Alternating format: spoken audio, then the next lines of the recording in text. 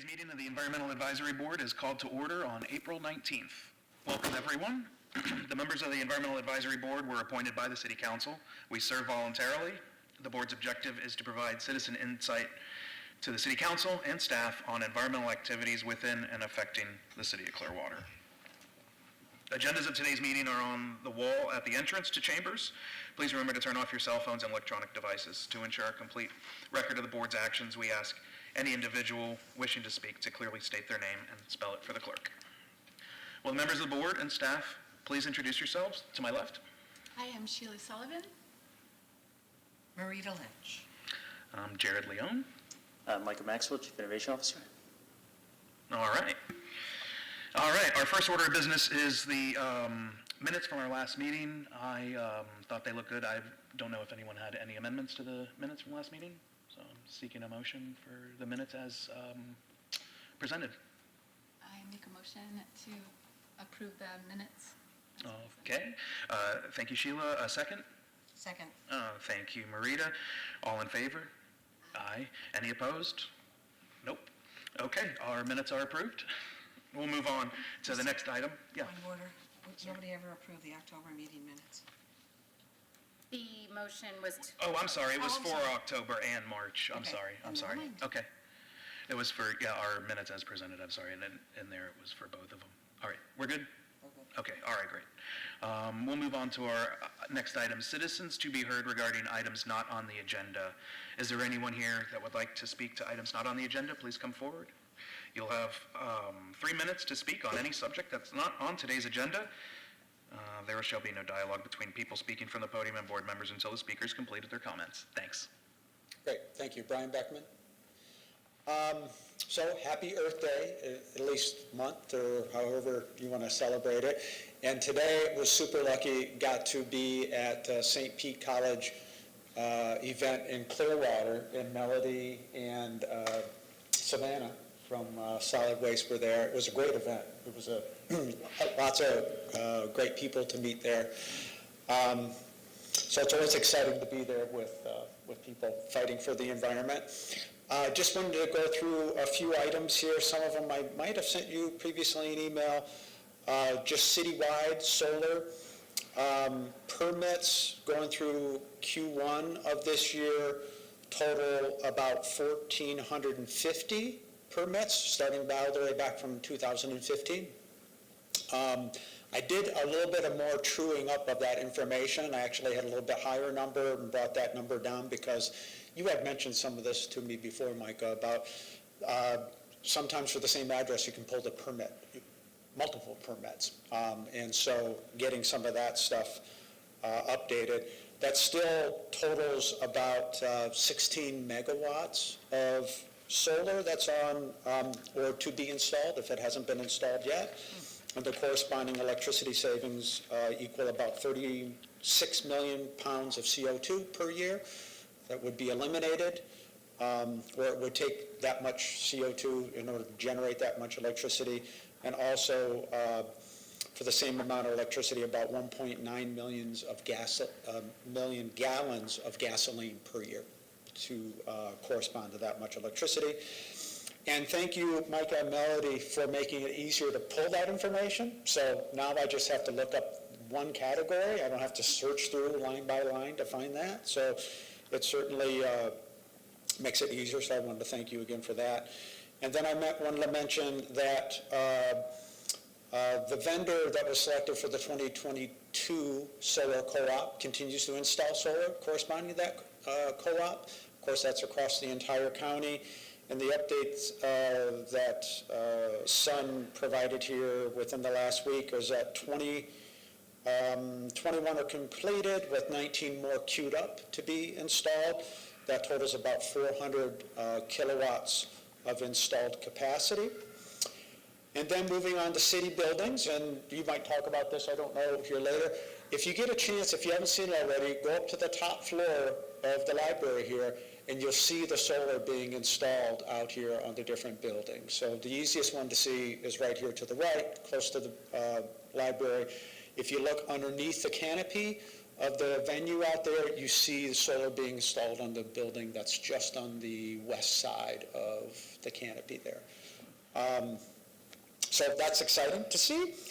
And the other thing that I wanted to mention regarding solar is it's really exciting to see, if you haven't been paying attention to this, about city staff working to incorporate solar on affordable housing proposals. And so, you can follow up on agenda items as they come to the council there, but it's impressive to see that coming together with green print goals, essentially, is one way to look at it, but, coming through the Affordable Housing Advisory Board as well. And the last thing I wanted to mention is regarding EV charging. So there is a new opportunity out there for EV charging for grants. This is basically the second major part of the infrastructure bill that was approved maybe almost 2 years ago now. And the first one was installing fast chargers along our highways. This one really gets to localities here of providing charging infrastructure in our county, for instance. And so the tough part about that, there's a lot of work to be done to create those grants in a short period of time. But it is a new opportunity that wasn't there like a month ago to go after major dollars there. So wanted to make sure you're aware of that. Thank you. That's great. Thank you very much, Brian. Yeah, I agree. I think if you haven't checked out the solar array being added to the Coachman Park and the Sound, make sure to do that. I think it'll be a great opportunity for people to see solar in action. So, is there anyone else who would like to speak to any items not on the agenda? Seeing none, we'll move on to our next item. New business, 4.1, EAB staff alignment. And I think this is kind of a carryover from our last meeting. It is, yes, this is the alignment conversation that we had at the last meeting. So just wanted to give you all another opportunity, and I know that the board is not a full board at this meeting, but and we certainly don't have to make any definite decisions on any of the information here, but we did want to revisit it, as we said we would last month, to see if there was any other feedback on some of the information that we provided at the last meeting, if you had any changes. As I said at that meeting, really it was just to provide a template. So we're open to anything that we need to adjust here, or would like to adjust. So we're looking at the Excel spreadsheet you developed. Is that Yes. what we're talking about? Right, okay. And it was my impression that what we were going to do was to help define those objectives. Are we talking about that at this meeting, or are we saving it for a May meeting, or? The original intent was to have it at this meeting, and to Right. discuss it at this meeting. The only reason if you all want to change, push it to May so we have more members, that's fine, but it just, it's really up to you. I don't want to push anything. Okay. And I just do want to talk about a couple of things. Going down, why do we exist? That's self-defining because it's in our mission statement. And on line 3, how do we behave? We can be authentic, empathetic, and creative. I think we talked last time incorporating integrity into that. Yep. Yes, we did. Yeah, and those original ones were only the ones for the Office of Innovation, and we just kind of pulled them in there just to have something in that line for you all. But we can certainly. I think we had said transparency as well. Yeah. I thought there was one other.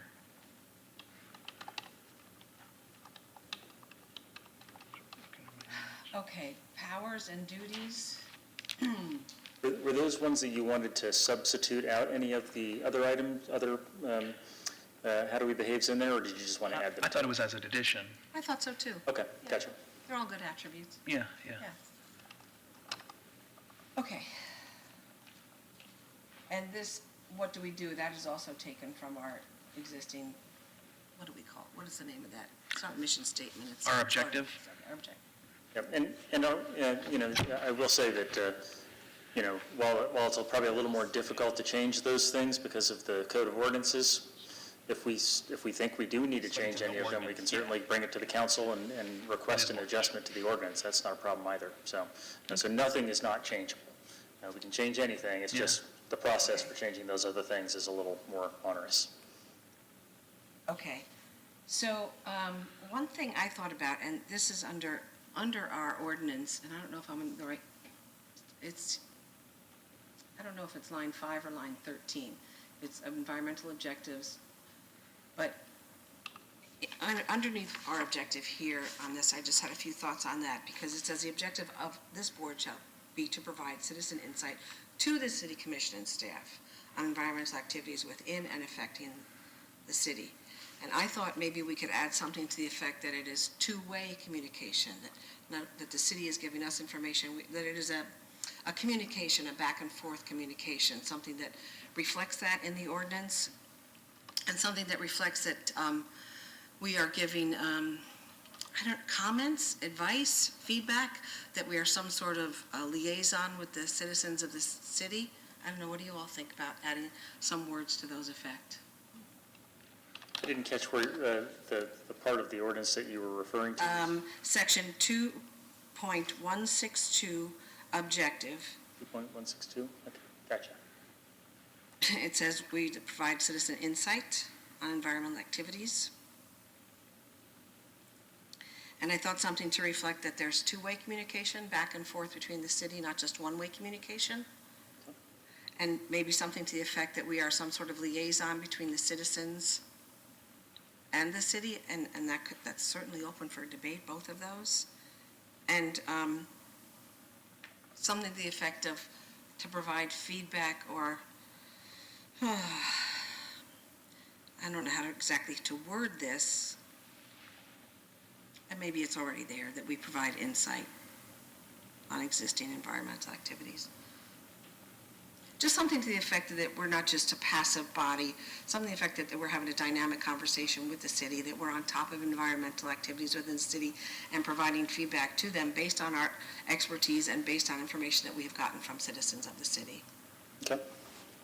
We can certainly try to craft something, and maybe. Yes, I wish I could give you something more substantial, but I thought there might be a discussion and we come Yeah, up with something. absolutely, yeah. I know when we went through the process in the past, I don't know how many, it was a couple of years ago, there were discussions at the city council level about what the board, it was across the board for advisory boards. Yeah, right. How that, like you said, that dynamic is supposed to work. And for our board specifically, it was, do we get our objectives from the city council? Mm-hmm. Do we hear them from staff? Do we get them from being out in the community? Do we get them from people coming to us? And I think everything ultimately fell to was all of those things. And we are that conduit to the city council, but also from, but historically, I haven't, and I can't recall this, and maybe there is a time where the city council has come to us and asked us to look into something. And I can't recall any time that has happened. Most of our initiatives have been board-driven, and we send that to the council, and then it either goes to them and something happens or not. But I can't recall any time the city council has said, hey, can you look into this and give us a report on it or anything like that. And I don't know if that's something that we want to try to change, or if that's more what you're... Well, I would say not only do we deal with council, we deal with staff. Yeah. And one of the things in here talks about us being more aware, instead of things coming to us after the fact, that we are in a proactive, and to me that implies that there's more information coming to us from the city in a more timely manner. Certainly. Rather than us providing, something to reflect that. Yeah, certainly, yeah. No, I agree that we do, it is more, and I guess maybe I just thought you were talking more about city council talking to us, but yeah, it does say staff and city council. Yes, But I think historically, more of what our board has been driven by is from staff talking to us. Right. And staff-driven or board-driven issues, not from the council. So that's all I was, but, I agree that it should be reflective of that, because that is how Right. One of we the things operate. we've tried to accomplish, which you have reflected here, is that we learn about city initiatives prior to them being in effect, that we learn in a more timely manner, so we can provide input. And so if we could have something to reflect that in the objective, and plus being, I think, more of a transactional thing between the city and the advisory board, the communication going back and forth. Sure. Yes, so we can, maybe we can bring some sort of examples back to you all. So one thing that we get caught up with in some of the other boards, depending on, I think Parks is one of the boards that this ends up happening with. But some boards are constructed in a way where they actually have in their language that they will review and consult on, like, all of the physical improvements that are made in parks, for instance. Does that happen? No. Absolutely not. And in some ways, it's hard to make that happen, dependent on whether or not there's pressures from council or from senior administration to get a specific thing done. Do you have time to have the board meeting, those sorts of things? Maybe what we can do is craft a list and identify, the pros and cons of you all having decision-making power on certain elements, or at least review power for recommendations, what things work best with recommendations and what don't, so we don't get frustrated, with things that, that may slow us down, and that's not the intent by the board or by the staff. So we could certainly bring some examples back and maybe refine it a little bit to try to figure out what things are the most appropriate and functional for you all to really But make rules on. wouldn't a statement in here have to drive that list? I don't know that it would have to drive the list. I think they should all sort of be cohesive in some way, yeah. I think it makes sense for them to be cohesive, for sure. So when, I bring this up, I say this because I did a lot of research working on this in the past for the board, looking at how other boards function, not just in our city, but in other cities, and how other environmental boards, and they have different names, that's why I just say environmental boards. And there are other boards in the county at different cities, and before any, for instance, in Dunedin, they wanted to put artificial turf in Pioneer Park.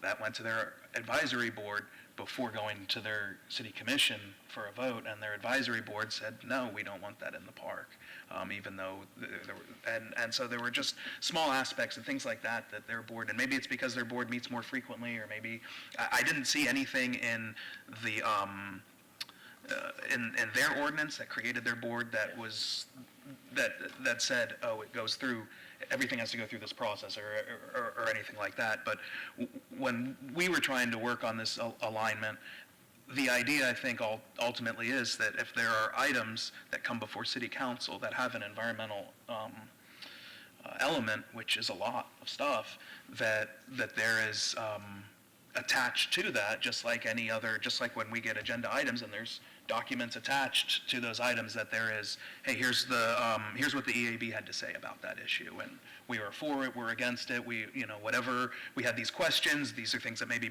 change or bring up, and offer that insight and add that as part of that overall package of information. I don't know if that's something that, we have to spell out or how to spell that out, but. Right. I do think it's something we have to spell out. Okay.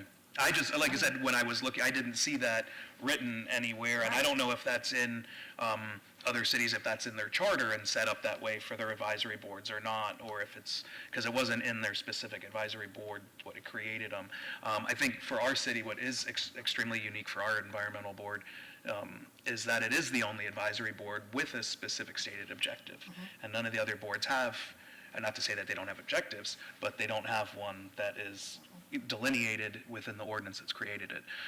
So I want to make sure that, whatever we do, it strengthens what our objective is and makes it more clear and more direct to what our mission is. So. And what I'm hearing from this conversation that we're having is that my proposal of make sure that we illuminate in here that it's a two-way conversation, it's not just a one-way conversation, and that the staff would come back to us with things that they think the EAB should have input on prior to the council taking a vote on. Right. Does that sound reasonable? Yeah. That sound like what's going on? I think of, and in a real world example, I think of when the city council passed the backyard chicken ordinance, where they allowed backyard chickens, where city residents can do that now. We never heard about that before they passed that, and that has, myriad environmental impacts. Not So that, many things. not to say we would, where we would be on it, we just never had any presentation to bring up whatever concerns we might have, which may differ from issues that were not brought up at the time. But I think things like that, where staff has worked on something diligently, and I don't know that it's not to exclude anyone on It's just, that's not the way things are really, that's not Right. the process. So it's trying to figure out, how do we create that process, or how Right. do we find out how to be part of that process, yeah. Okay. And if it is because we don't meet enough, I think I've heard that the concern is, we don't want to slow anything down. We don't want to slow anything down either. We just want to make sure that we're part of whatever process there is. And if it takes a year to put an ordinance together, at some point, we could have Right. had some discussion about it at this level. And I So- think that at some level, in some cases in the past, it's been not knowing that something was coming, and Sure. you've got, you've got, maybe engineering is involved with you all, and Parks and Recreation is doing something without their knowledge. Right. And that ends up being a speed bump to some level. I do think there are some very clear ones that it may make sense to include in an ordinance change, things like adjustments to green print. Actually, the meeting that we're going to have next month really was driven by the desire to have some input from this group on the comprehensive plan, another major document for the city. So there are some of those really major documents that I absolutely think we can clearly spell out. There's some ordinances that'll be probably a little iffy, and I think for those, a big part of it's just being real intentional about making sure you all understand that these things exist. And then that gives you the opportunity to say, hey, wait a minute, that's something we care about, and we think it has an environmental impact, and we really want to talk about it. Right. So then at the next meeting, can we review whatever wording you come up with and whatever list? Oh, absolutely. Okay. Yep. And we'll bring some examples on, like I said, on some of those things that may functionally just not work well, Yeah. regardless of the frequency of the board meetings, and some that probably really do. We just haven't really given them much thought or considered, sending them down to the board, but maybe it Yeah. makes sense to. Yeah. And I think, I apologize, I want to say that I think that we've found that if there's ever a need for a special meeting or anything, that we can figure out a time to do that. So if there's something that's of importance that happens between the quarterly meetings, we can Right. meet and have that special Well, meeting. So Speaking of meetings, under section 2.161, officers' conduct of meeting, staff liaison, item line number 2, it says, board shall hold at least one regular meeting every 3 months and may hold regular meetings more frequently as the board may agree. So we've been going to the council and saying, can we meet more frequently, and not making any movement on that because they don't make any movement on it. But we don't have to wait for their, we can just decide that. we've met more frequently. We just haven't recently, for some reason. We had, I think it was staff change. We had added to meet 2 more times. That's what we had, and they would be the field trip meetings out in the community. And those we can do that. We just haven't been able to get Right. those planned. But I think that, I'm not talking just about field trips. I'm Right. talking Oh, about. but yeah, I'm saying, but those are meetings. Those are Yes. other specially called meetings. But we can have any other meeting outside of that here or wherever we want to have. Well, I them. think I've sensed a desire to meet more frequently to discuss business, not just to Sure, have sure. field trips. Yeah, certainly. I say the field because they're on location in places. They're not Right. necessarily, I don't mean it like it's I think that if we want to meet more frequently, we can, and there isn't anything to stop or hinder us from that. It's that, do we have the business set up to have the meeting? Do we have the agenda? What is it that we need to discuss, and when to have those more Yes. frequent meetings? Well, the issue has come up that we don't want to be a delay. And when you meet every 3 months, you're going to be a delay. So if we met more frequently, we could, and if we don't have business for a more frequent meeting, we don't have to meet. But I think as we kind of flush out, some of what's important to the board, that's going to help, on the staff side, help us identify what we believe a frequency might be of assistance to you and what might be hurtful, right? Because sometimes, when you meet too much, Right. you don't have time to actually do the stuff between the 2 meetings. But it kind of depends on, I mean, not all meetings have to be as full as the next one or the one before either. So, Certainly. but this will help us sort of refine kind of what makes Yes. sense, Yeah. Yeah. so that we mitigate frustration amongst everybody. Right, and that would be the point, to streamline things, Yep. not to be onerous and cause you guys more work. Yeah. Yeah, Exactly. well, and Yeah. for you all to, to waste y'all's time if we don't really have anything to talk Right. about, or to, come back and tell you that, well, look, we decided on everything. We know you're supposed to get an opportunity, but we had a bunch of meetings and sorry, that's not good either. So it's, yeah. Okay, Alright. so back to this Excel document.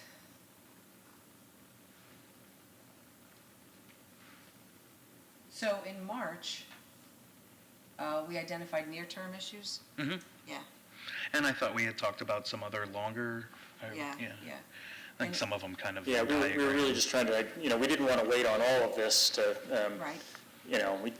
clearly there's some things going on. We just wanted to make sure you were aware of them. And this month, we are supposed to determine what significant environmental objectives are and get green print updates and have board discussion of items. So I went through looking about objectives, what do we want our objectives to be? And, Oh, objectives? right. Oh, you mean our goals for this? Determine what significant environmental objectives are. That's supposed to be a product of this meeting.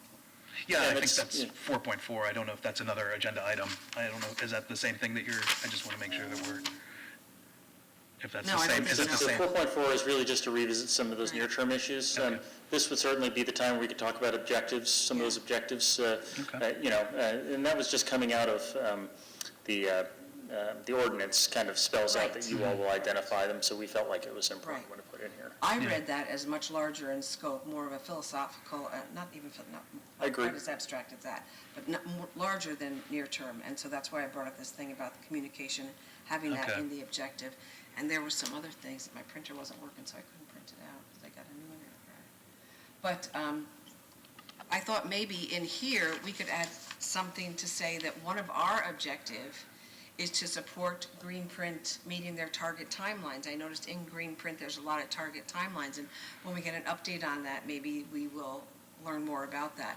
But that seemed at least one small way that we would have a responsibility to what already exists in Greenprint to help them implement what's there. And to that, you could add Ready for 100, support implementation of, or meeting the objectives for Ready for 100.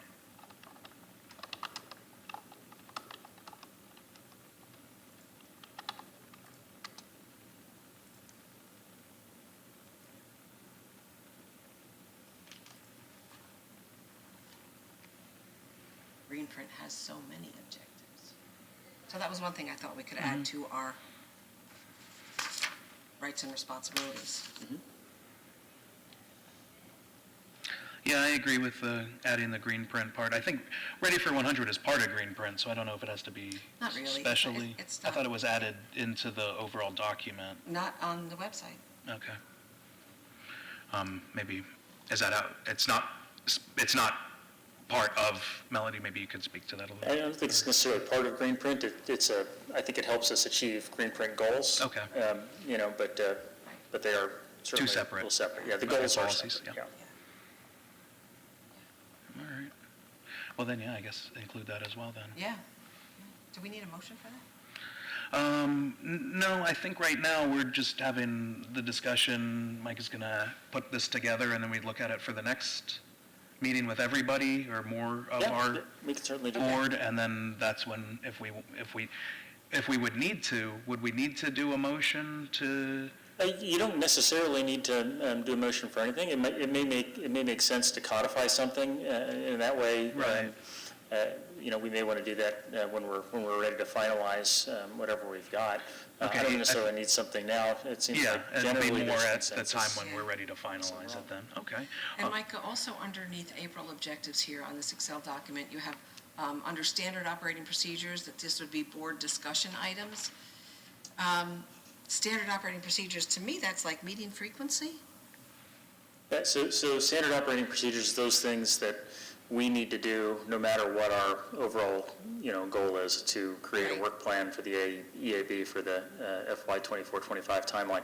So regardless of that, we do need to make sure that those things that you all bring up, that you experience in the community, or that you think may is not being talked about but needs to be talked about, make sure that we're still supporting you on those things. We're not just ignoring those things and focused on this. That's the intent of the standard operating objectives, just make sure we don't lose sight of them. Okay, when I think of standard operating procedures, I think of things that are held to every meeting, things that are, not every meeting, things that you always do, this is the way things Yes. are done, right? Yep. So, as an example of that, in my mind, was meeting frequency. And but you're saying something different, the standard operating position would. Yeah, I mean, it really, so the focus of, I think, the focus of the document is to make sure we don't lose sight of those things more than anything else. Make sure it's, we have clarity amongst staff and you all that this is, what the board discussion items are important. And maybe the board frequency is too, ensuring, there's nothing that says we can't, Okay. make sure that we're meeting X number of times a year or at whatever frequency. That's fine too. Okay. Then, if I'm understanding what your description of SOP is here for these purposes, those board discussion items would be things that we spoke about every meeting regardless. So I think it's not as specific as the specific thing. It's more just making sure those things are, we know and you know that those things are, maybe they're not the priority of priorities because we have that as the work plan, but they're still extremely important and we can't move forward. The board can't move forward unless we pay attention to whatever those conversations are that we need to have.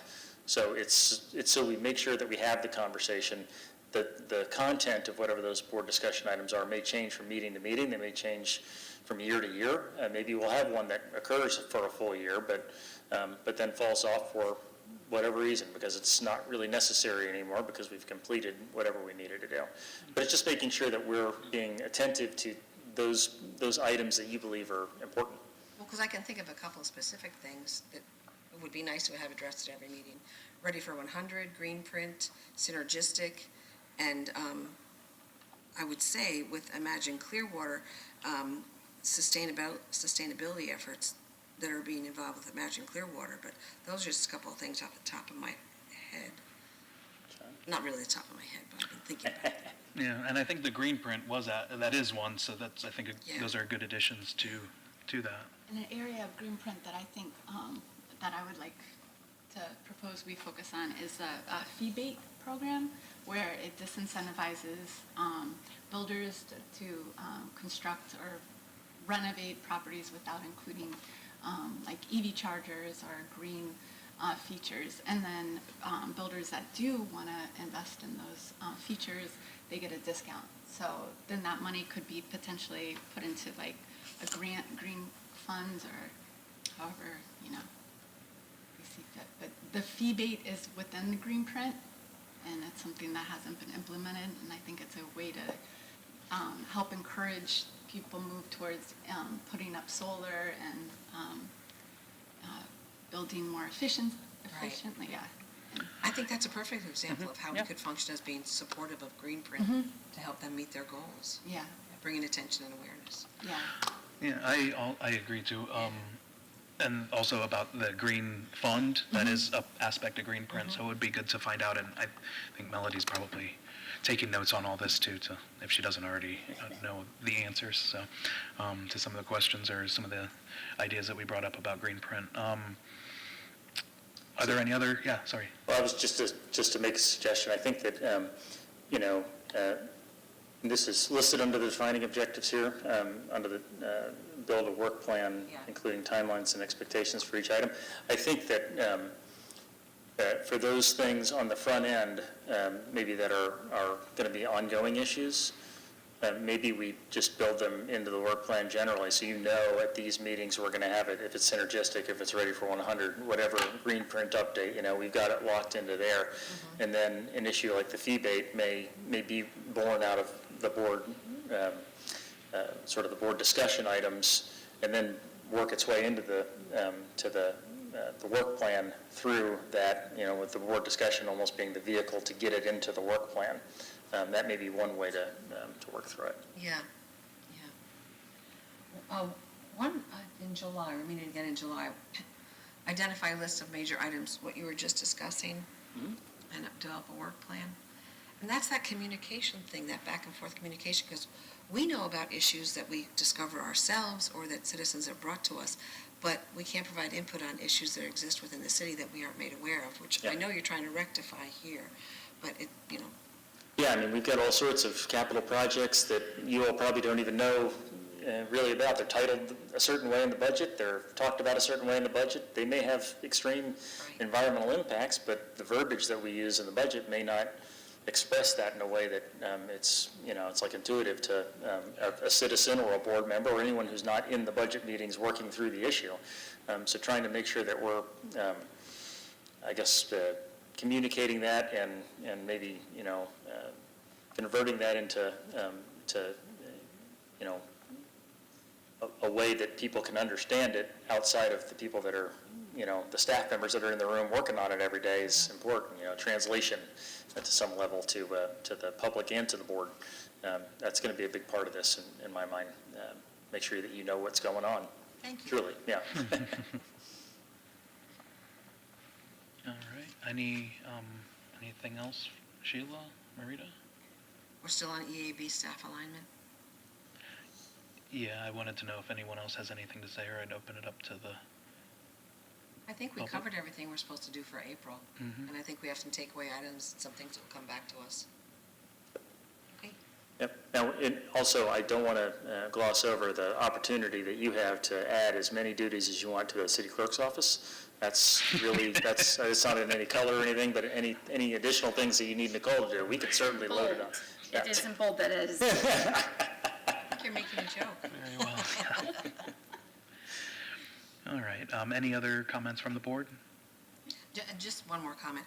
And these things that we ask for regular updates on, I think solar panel installations Oh, would be good. yeah, I was going to say that because Really Brian not brings that up. Brian, Yeah, yeah. yeah. The city ones or so city as the entity or city as the ones that were being installed? Is there a breakdown? Is there a way that we could get a breakdown of the city implementation on city structures, that city-owned buildings? Yeah, that's and then- actually a little easier, right? sure. And it's very easy right now because we don't really have outside of the Imagine ones, right? So we have a timeline of, I think it was May 1st, that we're going to be providing to the city manager our staff implementation plan. So we took the information from the study that was done by the third party. We inserted the sort of issues on the ground that we deal with, whether it is, employee capacity or issues related to the timing of a capital project, and, it just adjusts when their scoring would have had it occur versus ours.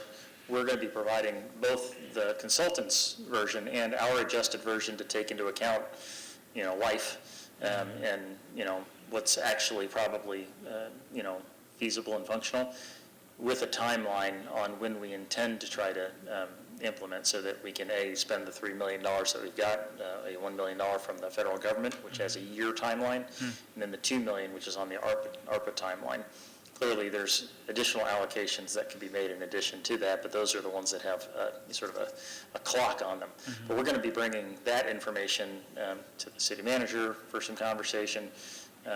Before we go to council, we can certainly It'd be bring that great to over find you out all what, for your comments. Yes, yeah, please. yeah, it'd be great to know where we are with that, especially, I think, our past few meetings, we've asked about how that third party, where they kind of honed in on where Yep. solar would work, and, We've actually identified a couple areas, and I didn't know until recently that it had been discussed, at least I've heard it was discussed here at the board here, which relates to solar on the beach, sort of near, over in the Rockaway area near the fire station. My understanding is that Mr. Thomas may have brought it up at some point over the years. Somebody told me that, I don't remember who it was. Maybe Sheridan.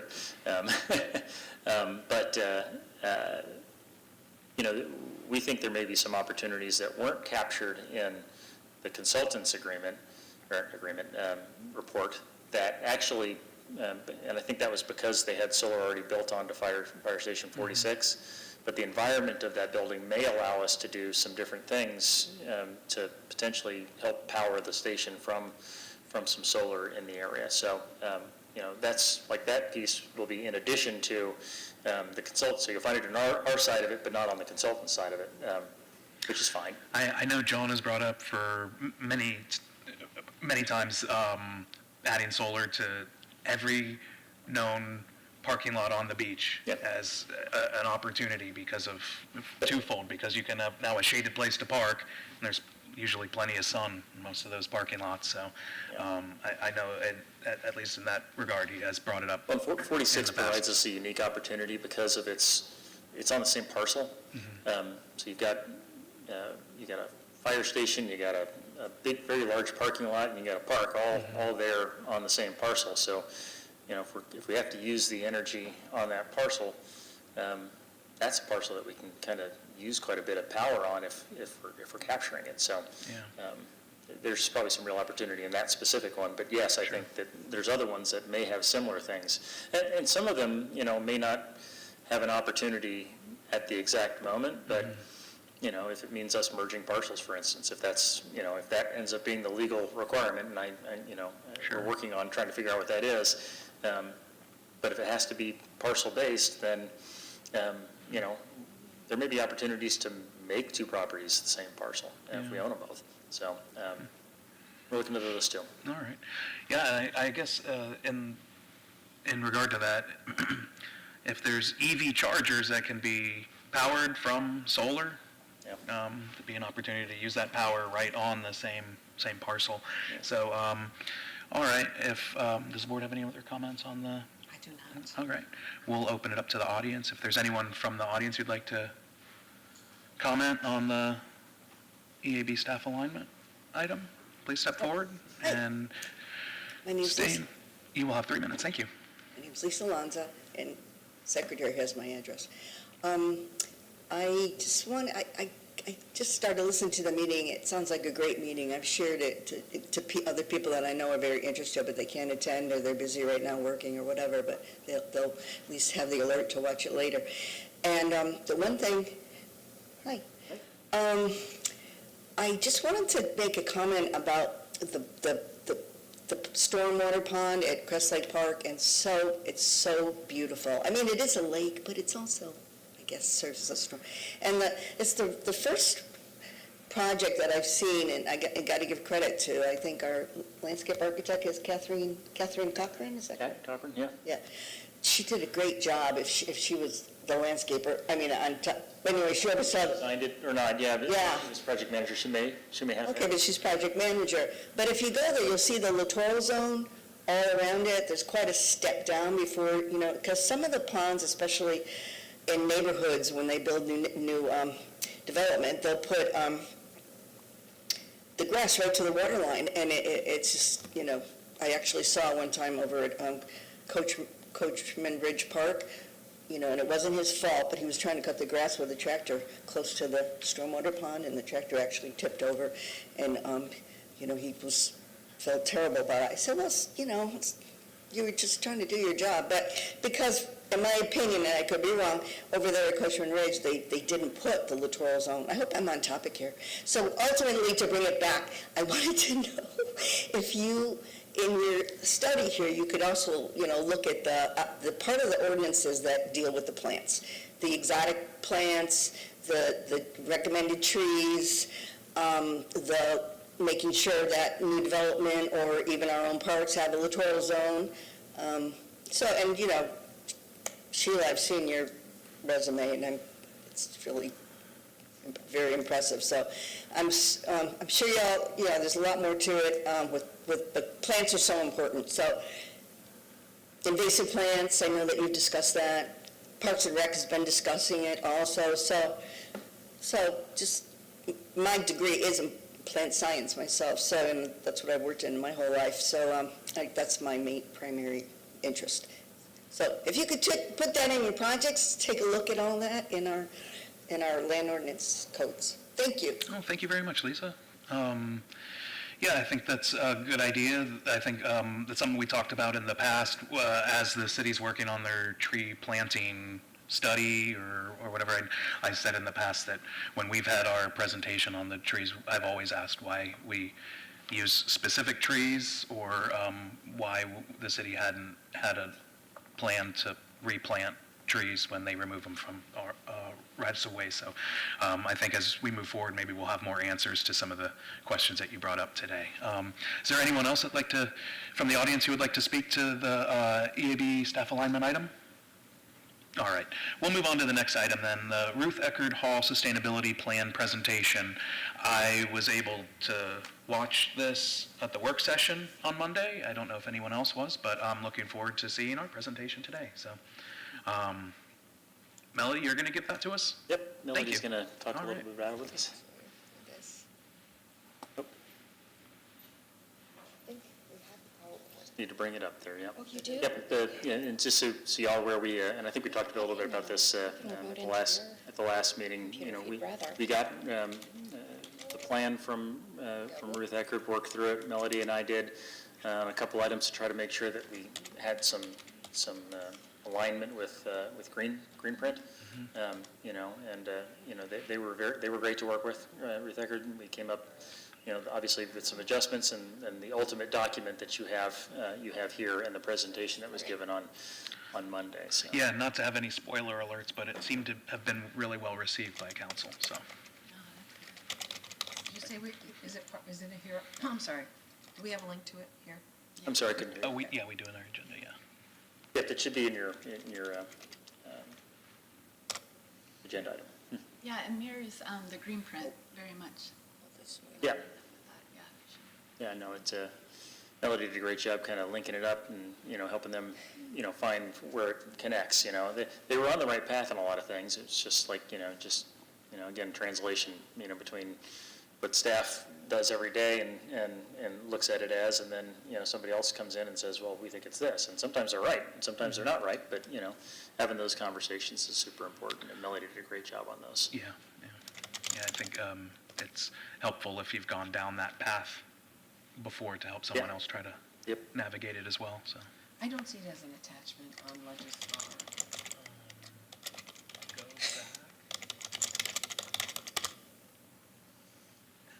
Oh, cool, okay, great. Yeah, just click on the hyperlink, they should be there. Were you able to get it there, Melody? Cool. Usually I can find it quicker. Don't know what Pressure's happened on. today. It's all right, there's, you know, everybody's all good. Crowd's not rioting or anything, so. Okay.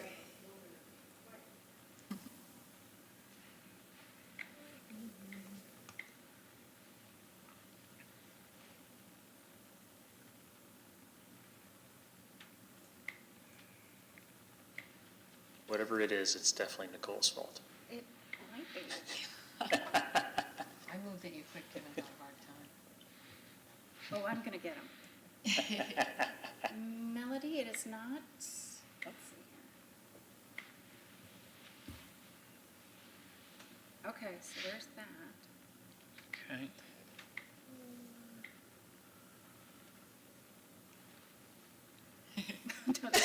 It's not, The system's kind of, you know. yeah, it's not, But you guys have the PowerPoint? Oh, yeah, it's on the. we can we remote can- into your computer. Okay. Okay, no problem. How do we do this?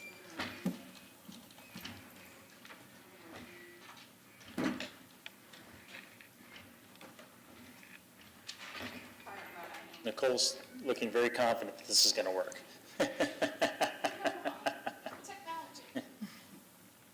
Go to your, there, this? No, the folder. And then scroll down, you need to find the drive.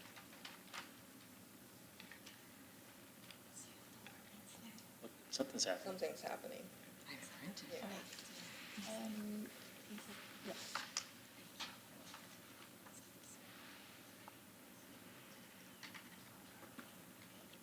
Let me switch.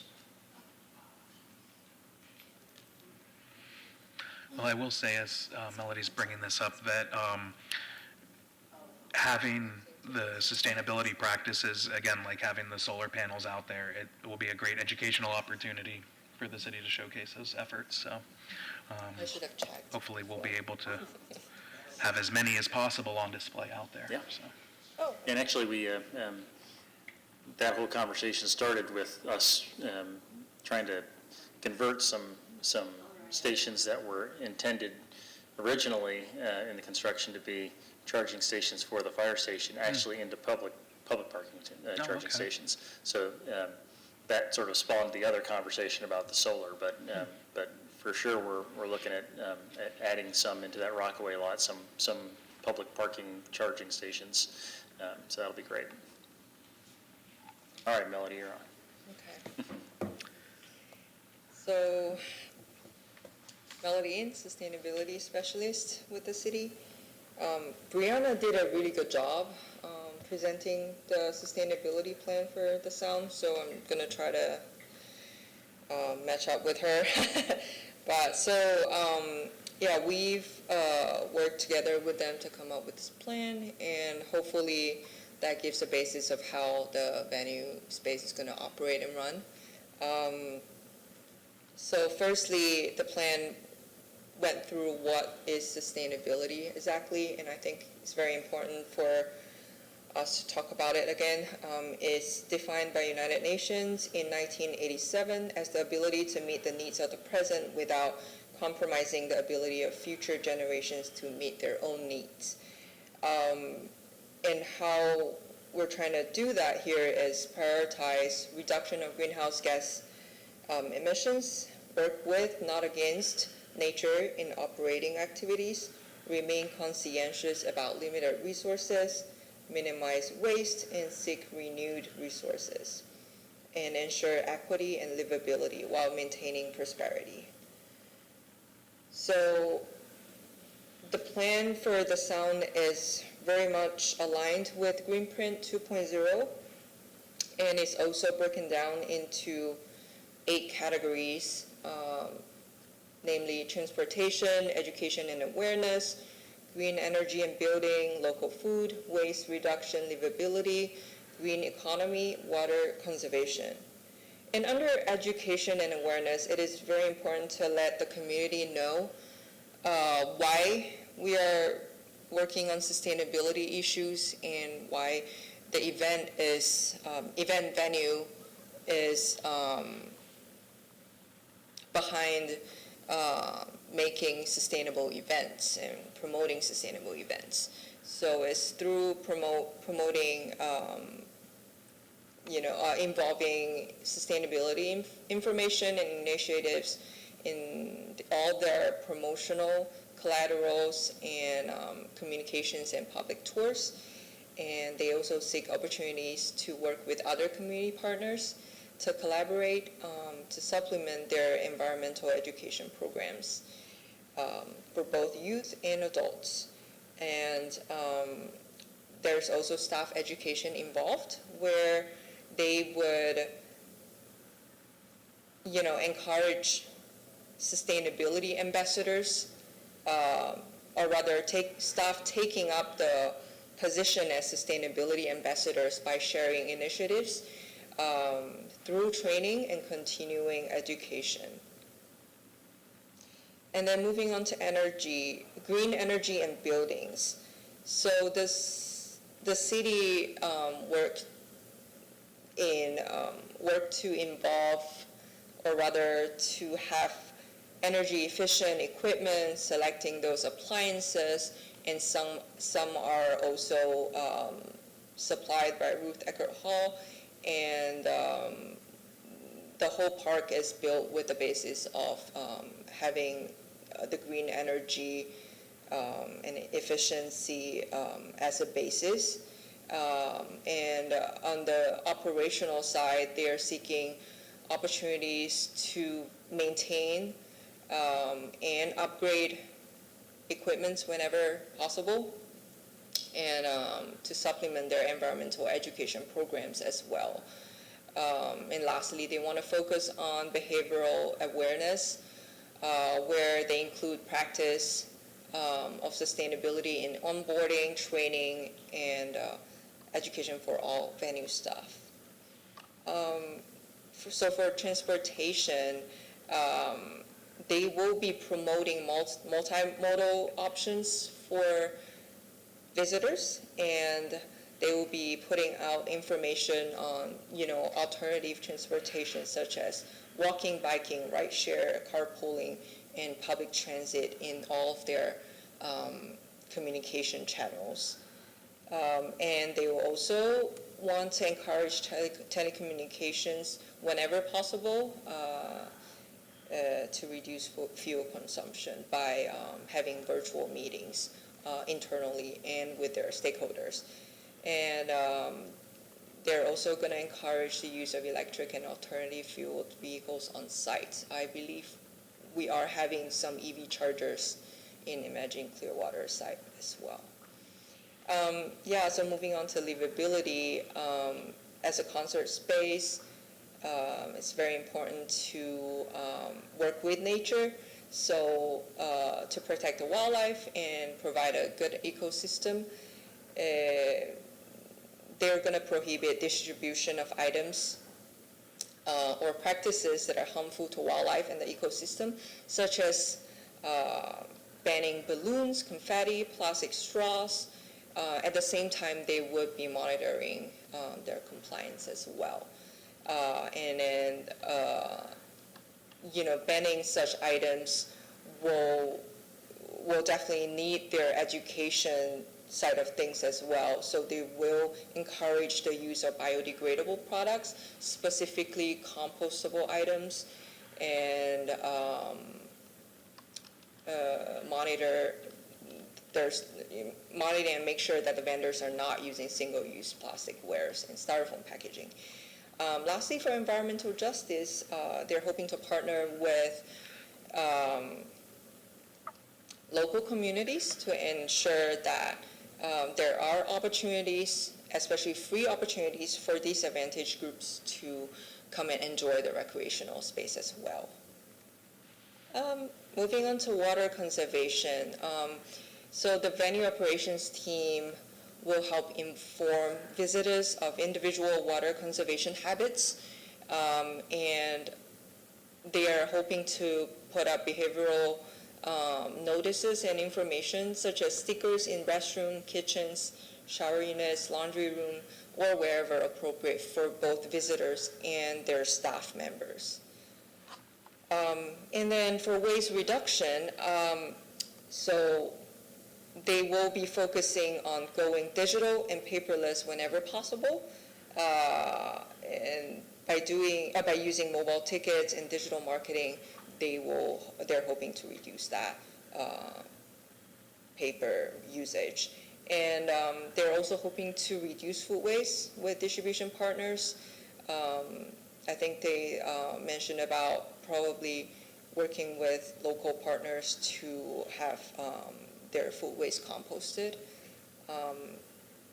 And they are also distributing reusable containers and encouraging multiple use. One example given was the aluminum cups that they will be using at the venue, and encouraging visitors to bring back the aluminum cup for refill.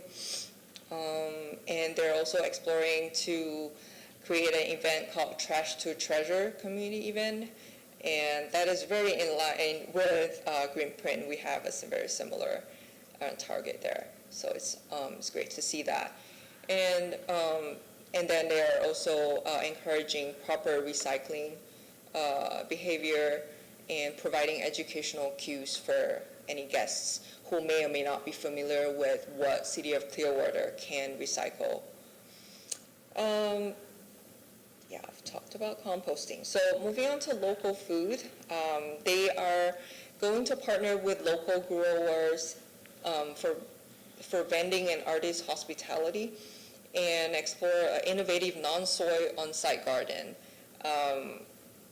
They're also hoping to offer healthy options that includes vegan and vegetarian options. And they want to highlight some of the products are fresh from farm and also climate-friendly foods. Lastly, they would love to build a food court community where they offer foods of different ethnic from different ethnic menus, and creating that opportunity to have a cultural exchange and including diverse brands and minority-owned businesses as well.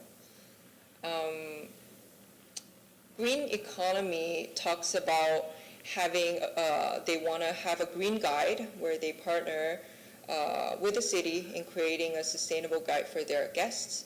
And they will also share that guide through multi-channel promotion and showcase sustainable initiatives and events. And they want to lead as an example and encourage green jobs as opportunity arises. So lastly, they, for oversight and accountability and ensure that they are able to meet the strategies that they have identified, they are hoping to cooperate with the city to ensure that they measure and track carbon footprint in Coachman Park by collecting and reporting certain data from the venue operations. And they also have a sustainability coordinator for that liaison between them and the city, and they will periodically update their progress with their CEO and also back to the city.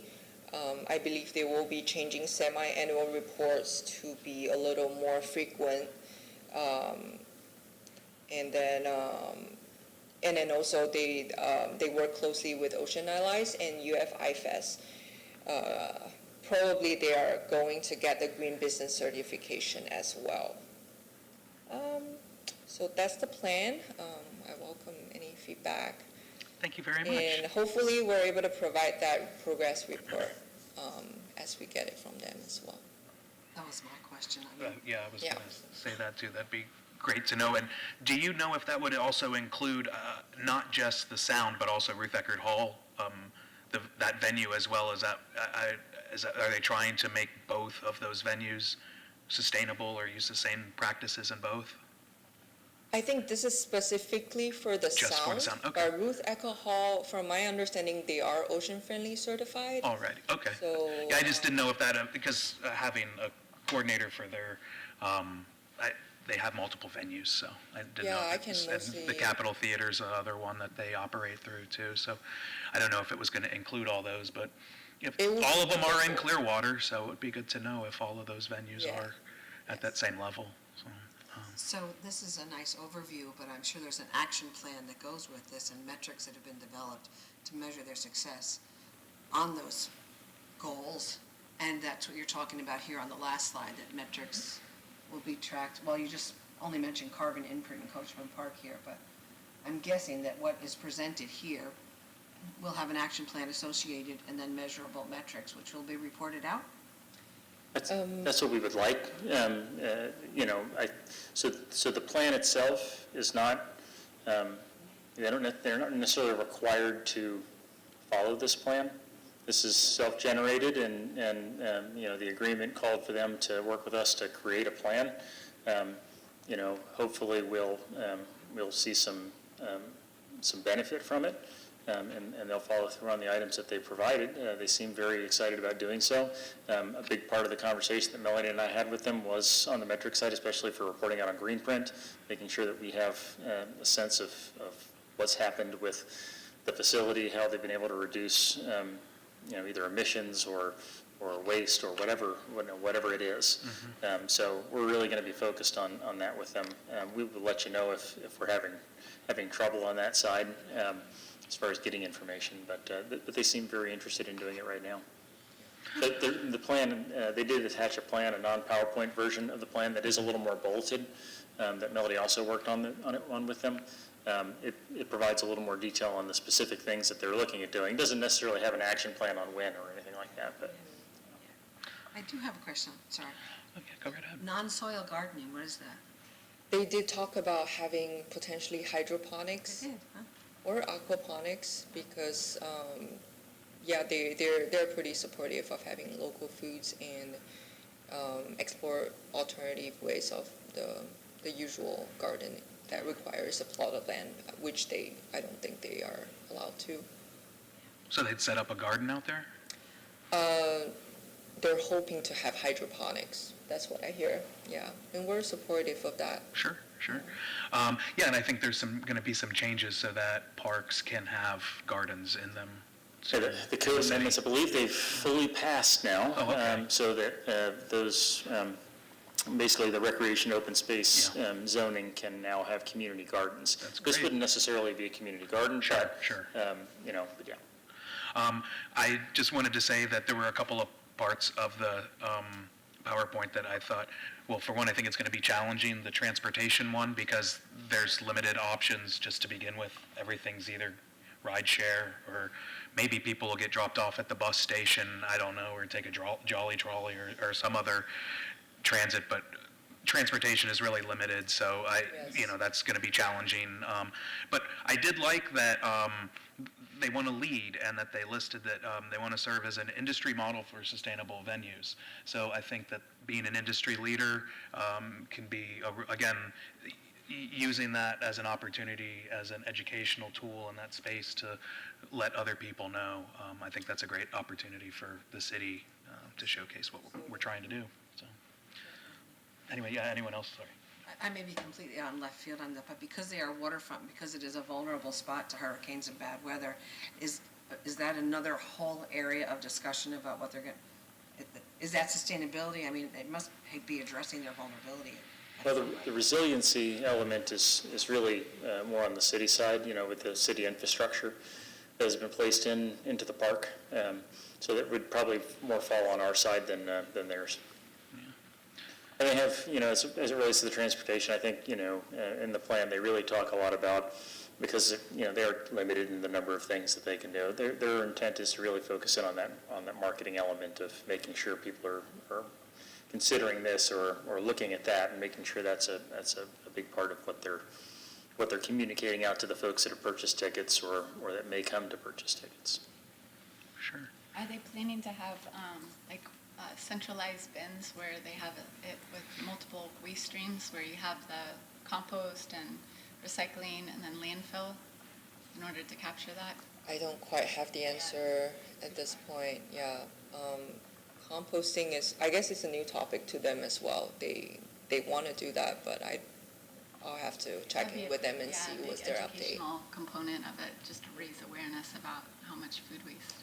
Yeah. Food is wasted. We have talked about separating the landfill and the recycling, though, and Okay. they talked a little bit about monitoring, if I remember correctly, some of that stuff.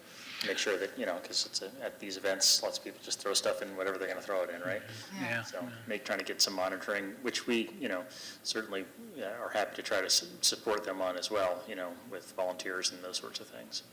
Yeah, and having they did say that they want their staff members or guests to be sustainability ambassadors, so those personnel could be very useful in educating people on what to recycle or where to throw their trash.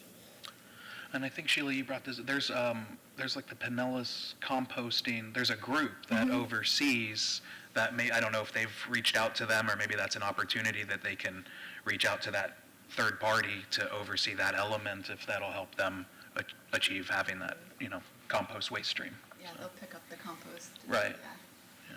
And then also the Pinellas Partners in Recycling, I understand that they're working on creating a document that how to have a zero waste event. And so that's in the process, so that would be something that possibly Sound could look towards. Thank you. All right. Any other comments from the board?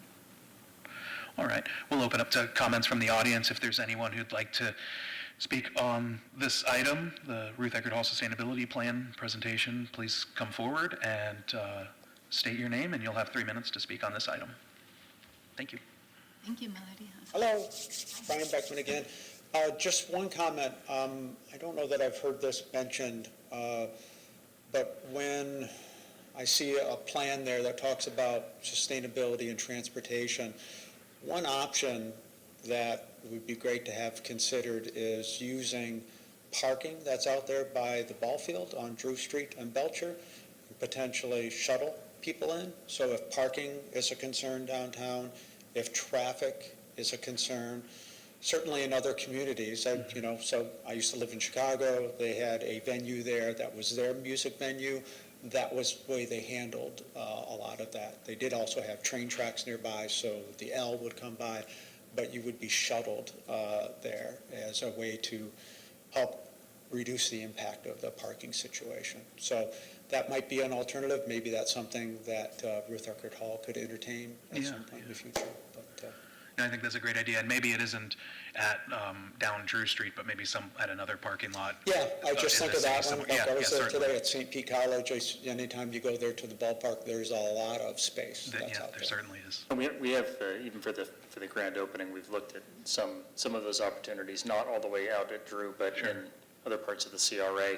I know that PD is, this is sort of the test, for as we move forward for things like parking and traffic. So certainly, those are absolutely things that we're trying to identify the best places, best ways to get people in and out of downtown during these events, especially considering the frequency that will likely occur. I think as we move forward with that, some of the idea shouldn't be just to move people in and out of downtown, but to have them stay and try to go to the businesses that are there, but try to help support. That's part of having that element in downtown, is to kind of help lift up the downtown as well. So if all we're doing is shuttling people in and out, that's not going to Yep. help that other part of it as well. So Absolutely. it's definitely a balancing act. All right, anyone else to speak? Come forward Mr. and you'll have 2 Alonso, I minutes. was going Thank to you. speak on that topic too. The Jazz Holiday, more than one year, has had shuttling, because I've done it, parked over at the, I parked at the parking lot across from Baycare Field and shuttled down here. So people didn't really care for it, honestly, but I did it. But, after the fact, I thought I could just drive down. Anyway, but this is what Dunedin's doing.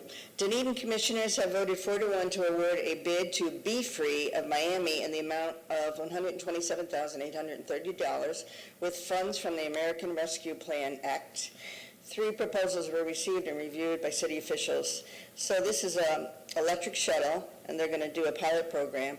They already do it in Naples. I've been down there. They have these little shuttles running all over.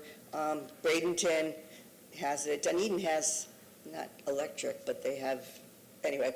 But, so we can keep an eye on Dunedin, see what they're doing, because, there are a lot of senior citizen buildings out that way, and I've talked to them, and they've said, we'd love to go downtown to eat and go to things, but we don't drive, and we can't walk that far, and there's really not a way for us to get there. So, all the little neighborhoods around here, I'm sure they would appreciate the shuttle, and so that was just one idea. But I also wanted to say that I want to give Ruth Eckerd Hall, I don't know if that's who to give the credit to, but these 2 big century oak trees out here by the amphitheater, maybe there's more than that, but that must have been really difficult to work around them and save them. I'm sure it was somewhat of an ordeal whenever you have contracting and then big trees, but they're just beautiful, and I was just really happy that they kept them. Was that the city that did that? That was, may have been county, that was Mr. Delk and Kat Corcoran and Tim Kurtz. Our whole construction crew really focused in on wanting to try to save those. Those were important trees. They are. I remember Michael saying that, of all things, these were ones that he really wanted to try to save. They were really important to the park, to the history of the park. Okay, well, that's good. And I've heard that the pond down there has a beautiful littoral zone around the pond and cypress trees, and I was really happy to hear about that. Thank you. Thank you very much. Yeah, thank you for bringing up the freebie service, Lisa. I was going to talk about that briefly at the end, or maybe, regardless. I thought that was really interesting. The city's doing that. That service is provided in St. Pete Beach and a couple other beach communities. They have it. It's been in use for about a year or so in some of the beach communities, and I saw that when it had passed the other week, and it made me think back to a few years ago when there's a handful of operators on the beach of free golf carts that shuttle people up and down, and I think if the city wants to move forward with that, maybe we look to some of those providers that we have here rather than outsourcing it. I think that company is from Miami or somewhere else, and I think they do a fairly good job, but we might be able to find some of those resources already here in the city. So I think that's a great idea, and yeah, maybe using some of these electric vehicles to shuttle people from parking lots nearby to the venue when the time comes. So. So St. Pete Beach and some of the beaches in the southern part of the county have a little different requirement than we do, but Dunedin would be in the same boat as us. There is in Pinellas County a defined by state statute provider of public transit. That's PSTA. So that's the reason that Jolly Trolley runs through PSTA. Here, it didn't used to, but they rectified that because of the state statute.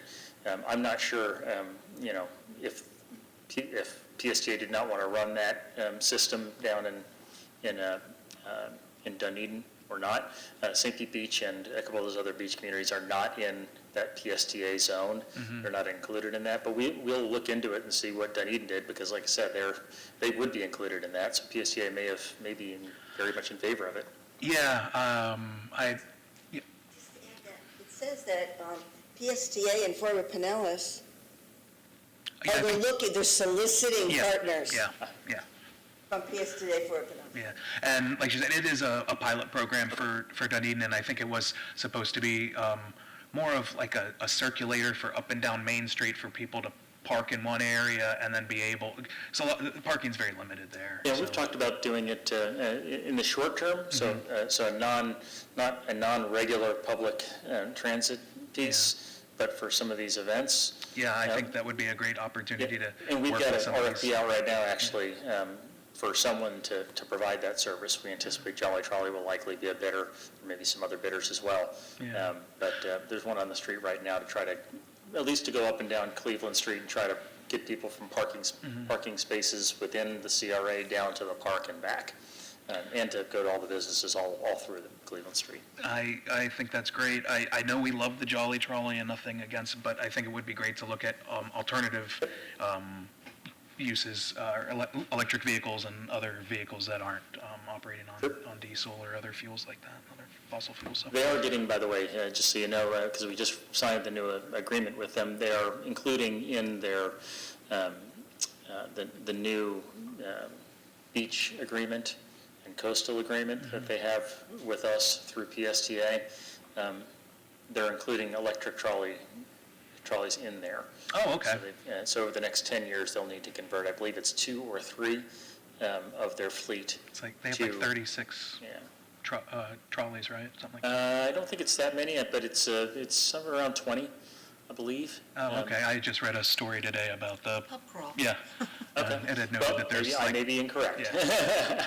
Well, there might, regardless, but it would be a great opportunity to use electric vehicles to do that shuttling. Anyway. All right, so we'll move on to our next item if there's no other comment from the audience or anyone from the board. Our next item is the green print update. Melody, come on down again.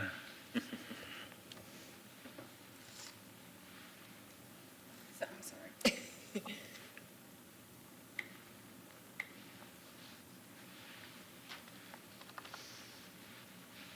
Yay, so super excited to share this report since the last update.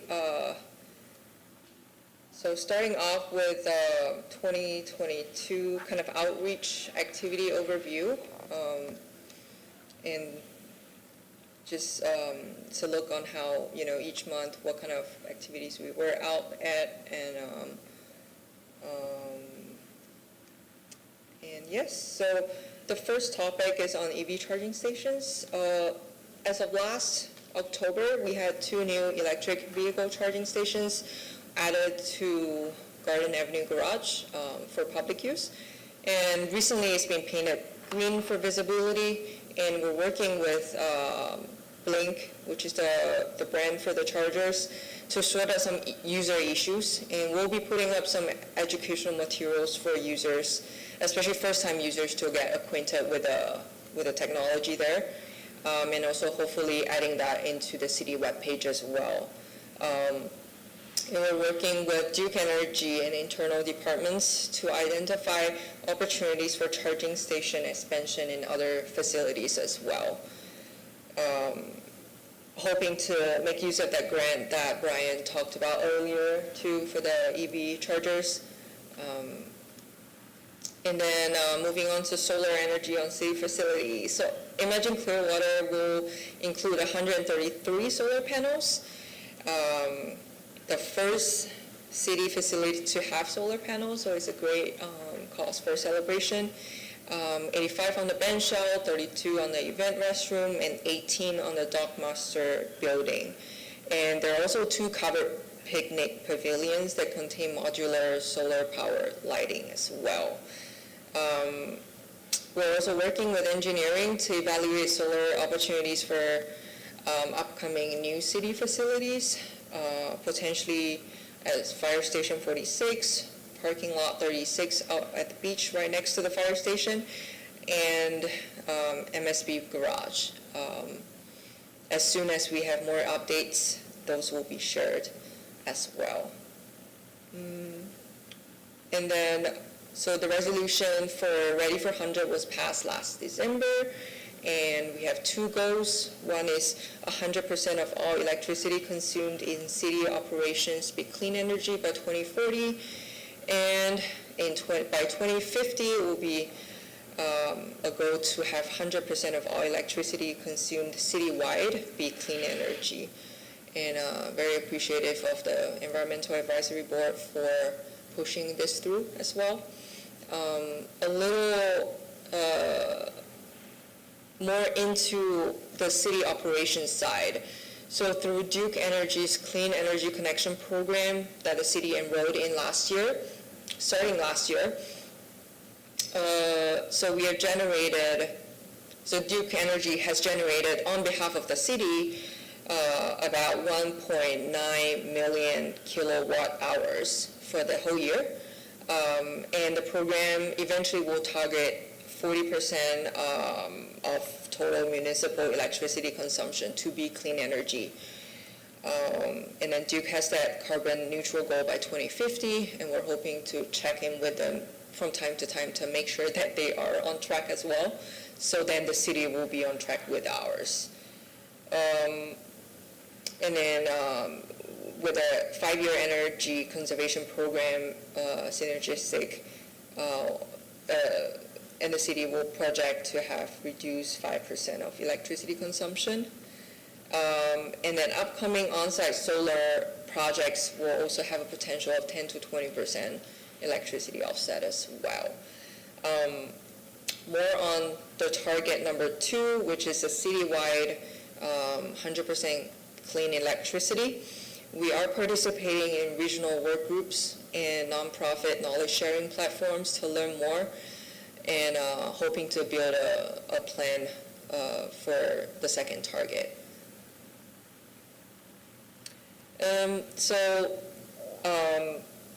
We're having continued progress with Synergistic. This is just a map that shows all the city facilities that are monitored by Synergistic's program.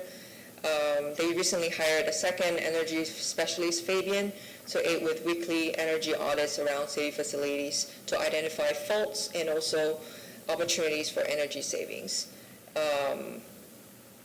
We're looking to purchase some automated efficiency upgrade equipment, and they will be presenting at the council in June for a complete year 1 performance report. And so last year, the city was a funding partner for the 2022 Pinellas Solar Co-op that was organized by nonprofit Solar United Neighbors.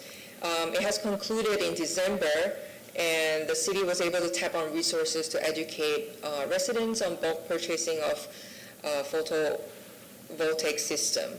And we held a bunch of in-person info training, lunch and learn opportunities for city staff, and also tabled at many city events for the outreach component. And we're looking forward to continue supporting a co-op this year. A total of 200 co-op members participated in last year's co-op, and about 20% were Clearwater residents. And the chart on this slide shows the split between the municipalities, or rather where the members are coming from. Yeah. And then in February, we had a sustainability conference, Building Better Neighborhoods 2023, Save Energy, Save Money. It was a collaboration between Clearwater Neighborhoods Coalition and the Suncoast Sierra Club. The topics covered were solar, EV energy efficiency for home and business, and also an EV showcase at the end. Roughly around 70 attendees, and we had 4 nonprofit speakers and 2 citizen panels, 6 tabling partners, and 4 EVs on display. And the event is still available for replay on demand whenever anyone wants to catch it if you missed it. It's on myclearwater.com/bbn, and right now we have about 100 over views, and I'm hoping to keep promoting that because the information shared is still really relevant despite months has passed. So these are some of the outreach channels that we tapped on, both city and then also partner channels. It was a great effort by all the partners and also internal departments. And in November last year, we had the big Cleanup Clearwater event. That was a week-long cleanup effort by over 50 community groups and local organizations and also individual volunteers. It's a collaborative effort between the city, Keep Pinellas Beautiful, Ocean Allies, Visit St. Pete Clearwater, and Amplify Clearwater. So these are some statistics from the event. We have about 1,000 volunteers joined, and they've collectively collected 7,372 pounds of litter. And we are actively planning for this year's event, and please save the date. It's October 9 to 14 this year. And last December, we focused on sustainable holiday outreach at different events, and tapping on the holiday season we've had presence at various city facilities like Moccasin Lake and the rec centers to chat with the community about sustainable holiday ideas and encouraging conscientious gifting, gathering, and decorating. We had a bunch of kids craft, especially on upcycling. So we taught the kids to use newspaper, toilet rolls, and bottle caps to make some decorative items for their home for the holiday. And we've partnered with Solid Waste Department for all this outreach effort. And big thank you to Savannah. And then additionally, when the kids are busy with their craft, we've engaged with their parents or a guardian to talk about what adults can do to be more sustainable as well, including the solar co-op and other sharing of relative programs that would impact them. And so moving on, fast forward to this year, we're starting to have presence at city events too, including the library's Comic-Con, which attracted a lot of audience, and also the Neighborhoods Day that was just passed on March 25th. So we also use this opportunity to educate both adults and children on what sustainability is and the city's upcoming initiatives through a quick Q&A game. We had a little teaser giveaway item, which is the Wildlife Protector Squad Stormwater Education stickers. Super limited. It's not out yet for the public, but we wanted to give a fresh update on what we're doing in the next couple of months. So this year was the first year that Neighborhoods Day included the sustainability element. I think in 2020 they had that idea too, to involve composting, but it wasn't able to move forward because of the pandemic. But this year, neighborhoods around 18 of them was awarded sustainability grants at their block parties for taking a step towards sustainable event planning. And we worked with Pinella Sanko's Compost to give out compost bins and education materials for the neighborhood parties, and a big, kudos to them for participating. And Neighborhoods Division actually provided those compostable wares so that it makes it easier for the neighborhoods to take that first step into sustainable event planning.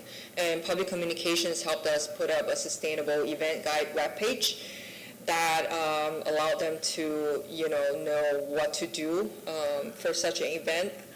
And our Solid Waste and Recycling Department was very supportive in the communications effort as well.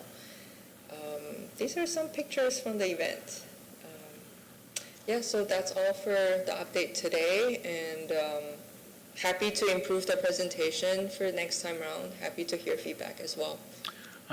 Thank you very much. I appreciate the update. I agree. The sustainability event was great. I was there. I thought it was a wonderful time. I wanted to comment that the big cleanup, I love that logo. I think that's a great logo, so I hope that when we have it again this year, that, I don't know if we're going to get a new logo or not, but I really thought that was really great. So anyway, I'll open it up for the board if they have any discussion. Yeah, very nice presentation, thank you. And wonderful community outreach, I think it's great including it. I do have a question, if you go back to the Ready for 100 slide, and the same question for the synergistic. So there's the targets, and I don't see, what I'm looking at here is what we presented to the City Council, but is there any progress to report, anything to report as a further step from that?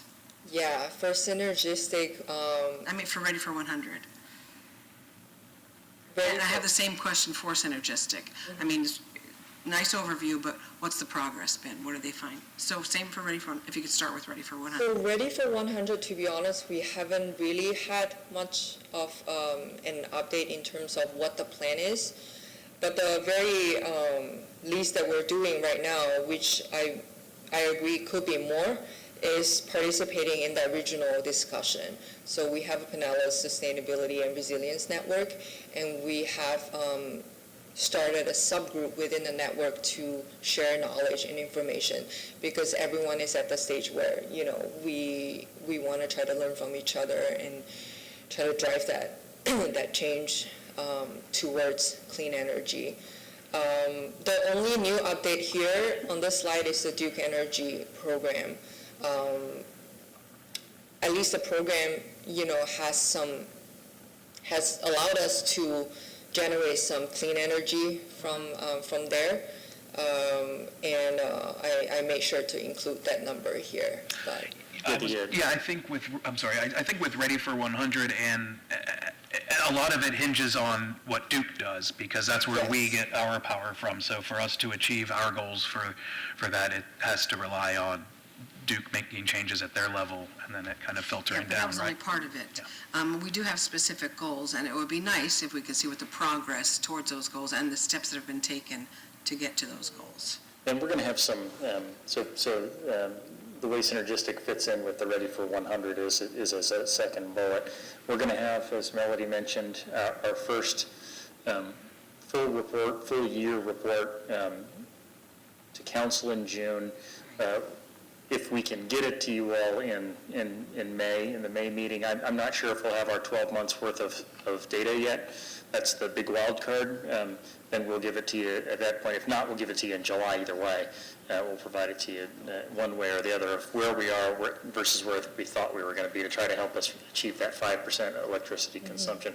On the solar, hopefully that May meeting, we'll be able to have some conversation about our implementation plan, which will really kind of spell out the timeline on when we think we're going to knock out some of those big chunks of solar. And really, we're focusing on the front end at some of these higher percentage ones, where we're capturing, maybe 30% of the 3 million we have to spend, something like that, right? So they're larger projects, we'll be able to capture a lot on the front end, hopefully. At least we'll give you an implementation plan and a timeline on when we think those will be actually installed.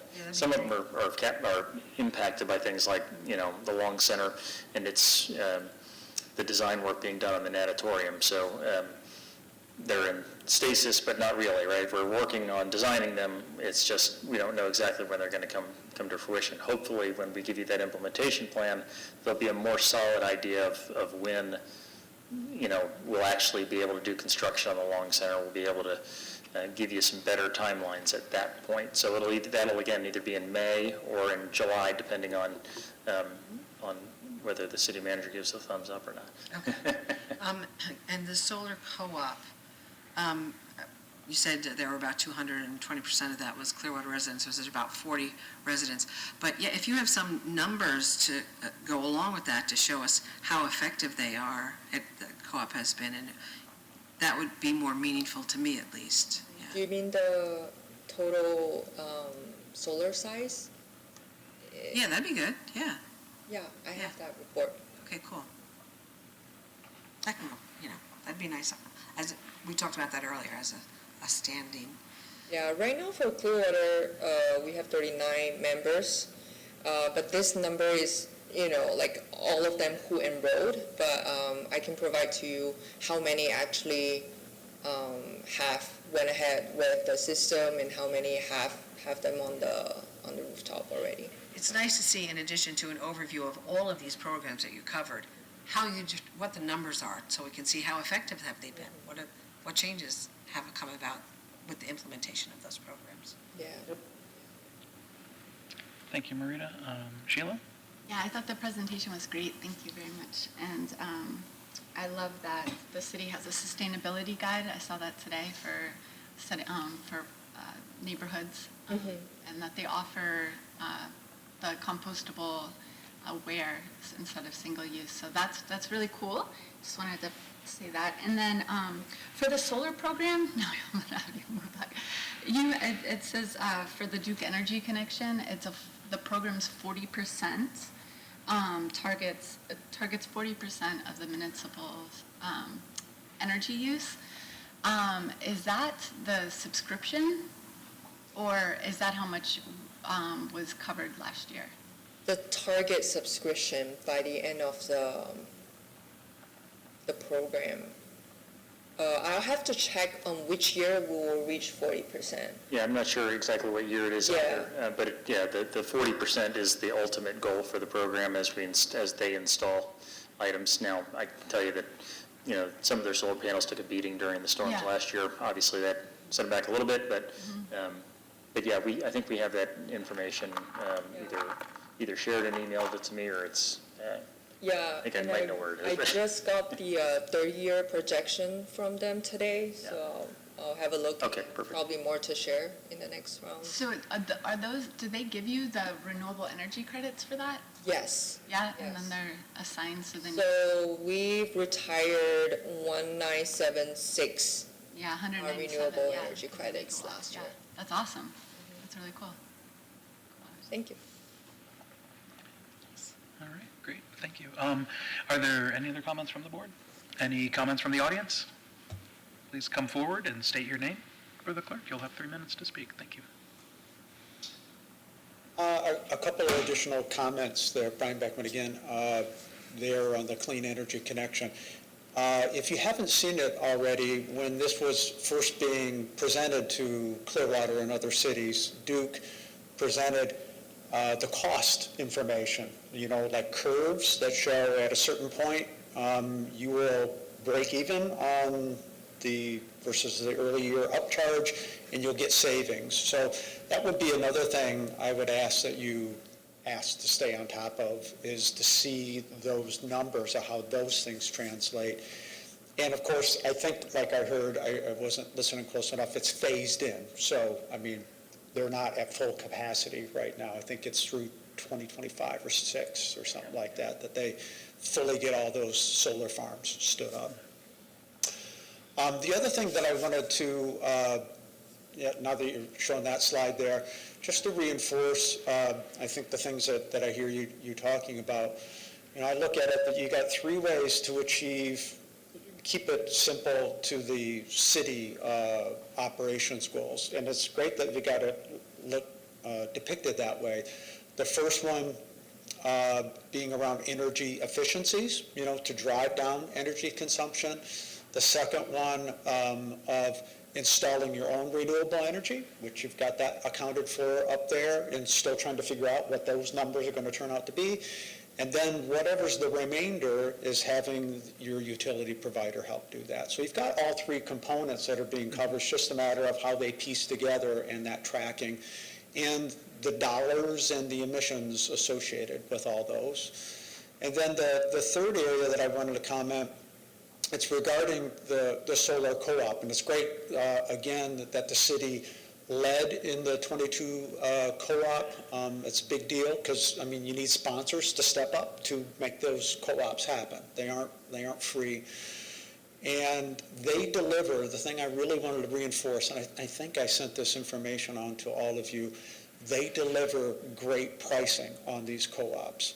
And I stress that as there's a lot of misconceptions, lack of information on pricing, and you've got to be a good consumer. It's one of the great things about a co-op is that it helps drive good good outcomes when it comes to pricing. And the pricing changes over the course of time for a variety of factors, but that co-op helped deliver pricing that was like $2.40-something a watt. And those figures are important. And it's important that all of us who might go advocating for solar, that we understand what those numbers look like. Thanks. Thank you, Brian. Yeah, I think as you've brought up solar over the years, that's one of the things I always ask about is cost, and I think that's something that is really helpful with the co-op in driving that down. So thank you for that. And any other comments from the audience? Please come up. Yes. A couple of positive things and then a negative thing. Lisa Alonso is my name. And so 880 Mandalay down at Clearwater Beach, they had a lot of discussion back and forth, but they finally decided to put in, I'm pretty sure it's 4 chargers, and it was expensive, but they bit the bullet and they did it, and it was very controversial. So that's, you might want to consider start giving out awards to condos because it's expensive, just an idea. And then I don't want to jump your gun, but I don't know if you're going to remember, Moccasin Lake is having their event this Saturday from 10 to 2. Sorry if I jumped, I just didn't want to miss. And then also Stevenson Creek, I got an email today, they're going to be having a cleanup, 2 cleanups coming up in Stevenson Creek, one's in May, and then, when's the other one? I don't know, October, I think. Yeah. Okay, here's the Debbie Usually. Downer one. Lately, well, this is this email is dated August 15, 2022, and I've been seeing more and more of them, and individual people saying that their insurance companies are dropping them. Now, the city, of course, is self-insured, so that's fine. So don't have to worry about it on this scale. But this, I got 3 minutes, so 144. If you put solar panels on your roof, your home insurance company could drop you. Fewer insurance companies will even cover solar panels on homes in Florida. It's happening more and more now. So what's going on? Something's going on. It's very strange. I can't underscore it. This is someone who sells you solar power. And it has something to do, you would understand the Tier 1 and Tier 2, or Brian would know. They're dropping, what, Tier 1 or Tier 2? I don't remember. And then there's that. There's a couple of reasons. Let's see, read more. Hold on, it's at the bottom of this article. Let's see. Oh, they're questioning whether it's political or whether it's not political. So, but, this is the one I wanted to say. Campbell said that the fact that insurance companies are denying coverage because of net metering, which is a billing methodology, is odd. So that's another thing. So that's the challenge for a homeowner. I've had a couple of people tell me that they were in trouble. So That's the sad, I don't know, but at least the city's self-insured, so go big. Thank you, Lisa. Yeah, I think that is a good point that you brought up, and I just, right now in our state, insurance is a crisis, so that's, no matter what, you have roofs that were fine, and now if they're 5 or 6 or 7 or 10 years old, those are roofs that never had an issue in the past. Insurance companies will drop you, so there's a lot of things going on, so, but thank you for bringing that up as an issue, and something to be cogent of moving forward with getting solar to make sure that that won't be an issue for a homeowner. Anyone else want to comment? Just to reply to you, Lisa, I have solar panels and they are insured by the company, not by my own owners. Yeah. And also, Melody, I have two more. Could we get a copy of your presentation? Because when I click on it here, I just come up with Greenprint 2.0. And also, I have a question about the Garden Avenue charging. Do you know if that's the rapid charging, the 350, or it's the 150? It's the 150. It's the what? They're both 150s. They're level 2, right? They're level 2 chargers. They're not the level 3s. Yeah, that means you're sitting there forever charging.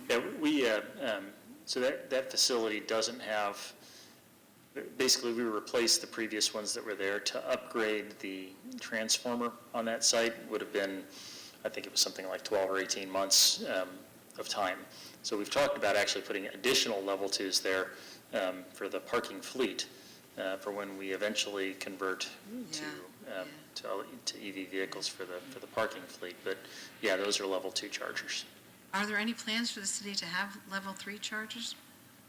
A lot of it, the answer is yes. We want to put level 3s in there in various areas, not only for the public, but for the fleet, right? I mean, we need to be able to charge our vehicles, relatively quickly in some cases, and sometimes we can do it overnight. So it's really a mix.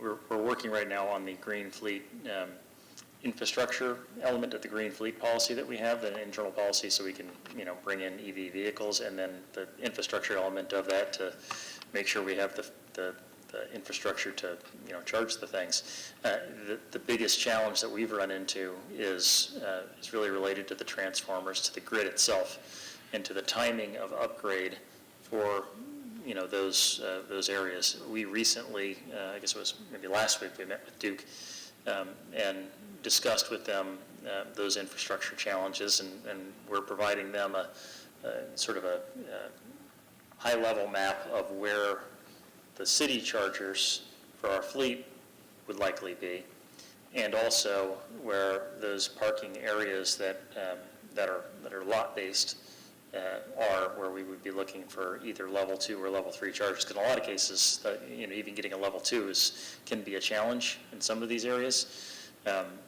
So as they're upgrading their infrastructure, and they're doing this countywide, they're able to put in capacity that will allow us to have different styles of chargers in different areas.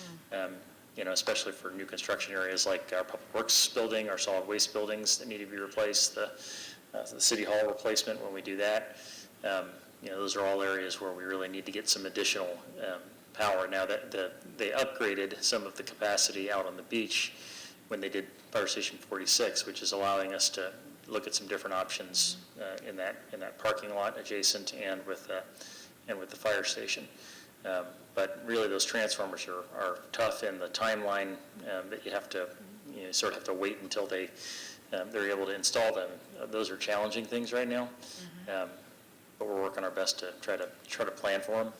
Now, I go to Largo Library, and they have a level 3 charger, but it's through a third-party vendor, but it's free because it's through the city of Largo.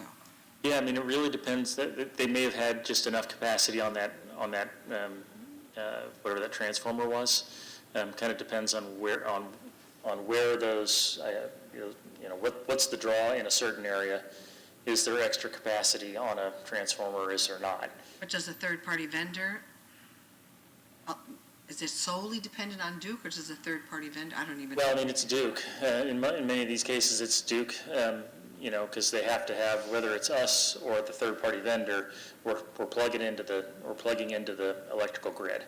Wawa has third level 3 chargers.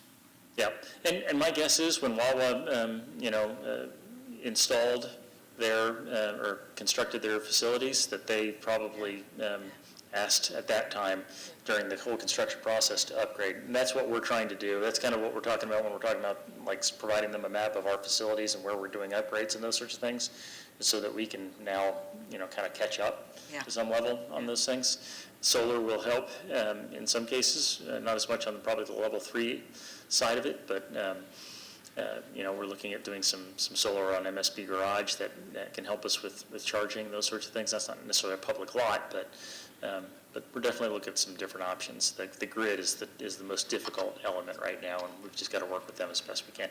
The facility that PSTA is going to be constructing at the corner of Court and Myrtle, that will have some, from what I understand, some higher level electric chargers, because obviously they're charging some buses as well. So our city hall is right now slated to be right next to that facility, so we would anticipate, trying to build capacity for all of that. Okay, thank you. Thanks. All right, anything else? We'll move on to our next item then. Review near-term items with the EAB. Thank you very much, Melody. Review near-term items with the EAB. Yeah, and so I identified a number of items that we had talked about at the previous meeting, and just to try to sort of lay out maybe a timeline on when we hit some of these things, before we get to creating the work plan for multiple years and those sorts of things, so to keep us rolling. Sure. First of all, on the Drew Street side, I know that we talked about at the last meeting, and Glenna had mentioned, I believe, having a conversation and making a recommendation to council on Drew Street. I saw it passed. It turned out that they pushed it to the first meeting of the month, and so we never got a chance, but it did pass. So that's the only update I have for you all on that piece of it. But I also wanted to identify the upcoming ones, the May ones here. I've spoken to Chuck Lane, the interim director of Public Works. He believes that, or he's expressed that in May they can come and bring their right-of-way tree plan. I have not seen the tree plan yet, but they're planning on bringing the tree plan to the EAB for review. So that's something that's going to be coming pretty soon, and I know that y'all have expressed a desire to talk about that one, so that'll be good. That's great. The comprehensive plan, of course, is the reason for our May meeting. Lauren Matzke and her team, the long-range team, are working on the public engagement element of that right now. They're going to come report on that, talk to you a little bit about what what they've seen from the public engagement and where it looks like they may go on some of the comprehensive plan changes, so you all can make comments and report back on that. We're talking about the comprehensive plan. Yes. Yep. Smoking on the beach, I'm sorry, Cooper's Bayou. I skipped over Cooper's Bayou. The lighting was brought up at the last meeting. Yeah. My understanding is that code enforcement is working on some things with this lighting issue. Oh, is that right? There have been complaints. It appears that there's not something specific on the environmental side that preclude those lights, but they are impacting people.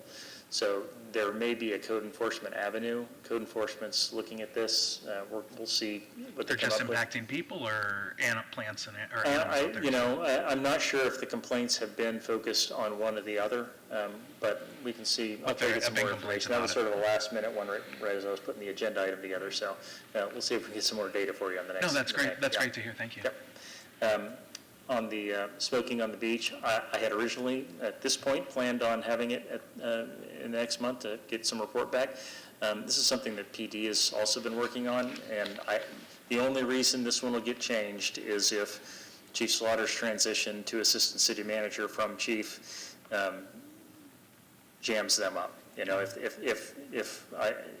If in talking to them, and I haven't spoken to him about this yet, we're not quite ready to have that conversation yet, and we need to wait until July, then it may be pushed, but definitely want to get it on for at least July, because I know that's when we're planning on having our legislative agenda discussion, those sorts of things. It's probably important to have at least by July. I think July makes sense, because Brian had sent along info that the county isn't going to have something till May anyway, so I think that would make sense. I don't mean to step So on what you. is the status of, if it's not currently an ordinance?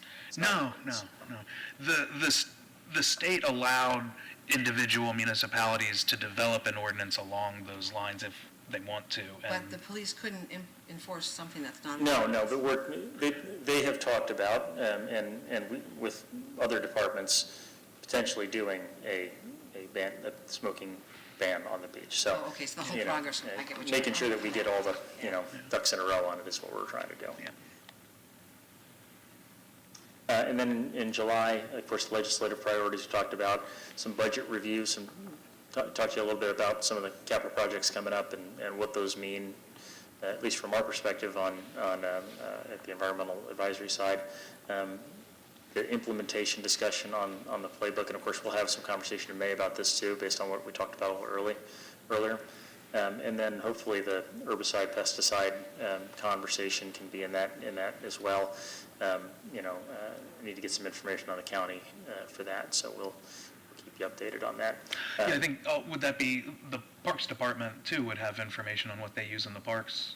The city parks? Yes, for the yeah, so herbicide, we'll have pesticide. that, and then there was a couple of years ago, a move by the county to try to, or at least a discussion about standardization of some of Oh, okay. the pesticides and herbicides we're using in parks countywide. It wasn't necessarily a mandate, more trying to be good partners with each other, because water flows through different communities, and, everything impacts everything, so. Yeah, certainly. The last item I have on here, based on a conversation I had with Sarah Kessler, is on an initial Cooper's Bayou design. So, great. we're currently going through the design process for Cooper's Bayou, and she thinks that she can have something for the EAB by that October meeting that you'll be able to look at and Oh, that's great. look at before it's sort of cast in stone. So, Yeah. that seemed like a good timeline from her perspective. If it changes, I'll let you know. But right now, she thinks she can make that timeline. So really, I just wanted to go over those, throw those out there, and if there's ones you want to add on here, we certainly will do it. I think we had mentioned something about red tide in the past. I don't know if this falls into that, but some type of update, or I don't know what it was specifically. We just think, I don't know, but it's an issue, and we wanted to delve into it at some point or somehow. To the bigger issue of red tide? Yeah, and what it is that we can do to Okay. promote reduction of whatever the issues are that are causing it to Yeah, I be, think that goes hand in hand with the pesticides. yeah, it could, yeah, Because yeah. that's a big component. You know, runoff and Yeah. things like that as well. And then the Lake Bellevue Water Management Plan, I don't know if that's something, I know we've, going to Cooper's Bayou, or going to Lake Bellevue have been two of the things we've talked about as far as meetings, but a water management plan is something that I know John had brought up in the past for Lake Bellevue, so I don't know if that's something that Okay. is somewhere or not. Yeah, I think we can. And then the only other thing I wanted to bring up, and I think it's just because of some of the recent weather-related news south of us, I'd like to know what our risk is, our resiliency risk. I think we've had issues in the past with much less than 18 inches of sustained rain flooding our area. Some parts of our city, 5 inches of rain or even less, and they're underwater, not just on the beach, but other parts of the city on the mainland. I'm just curious what our risk would be to pronounced flooding. Again, in the past, we've had issues at the Marshall plant, not because it doesn't have capacity, but because the stormwater just fills it up. And then, and overall, maybe, I don't know where that might be, or if that's a discussion anybody has had yet, but after seeing some of the imagery, and I know it was maybe 40 or 50 years ago was before my time, but there was a bit of rain that hit this area. It was maybe half as much, and it was a deluge for that. So if there's something maybe we can look at as far as that goes, and if it's assessing stormwater and that infrastructure or whatever else it may be. Sure, yeah, the Public Utilities Department, Mr. Gardner has been working hard when he was the assistant director, now as the director, to implement different ways to mitigate some of that stormwater intrusion. He's got some smart covers that have been going in. When we have overflows, we have typically you either get a fine or you get some sort of mitigating project that you do. We've been able to do mitigating projects in many cases, so instead of giving the money to the state, we just use it to install something that might help limit, overflows. The smart covers has been a big one. It's allowed us to track where, flows are and to then, sort of pinpoint where issues of intrusion may be occurring. So we can get him probably into, or one of his staff in, to provide some report about that and other things they've done in the last couple of years to sort of reduce the intrusion of stormwater. That'd be great, thank you. Yep. I'm sorry, anyone else on the board?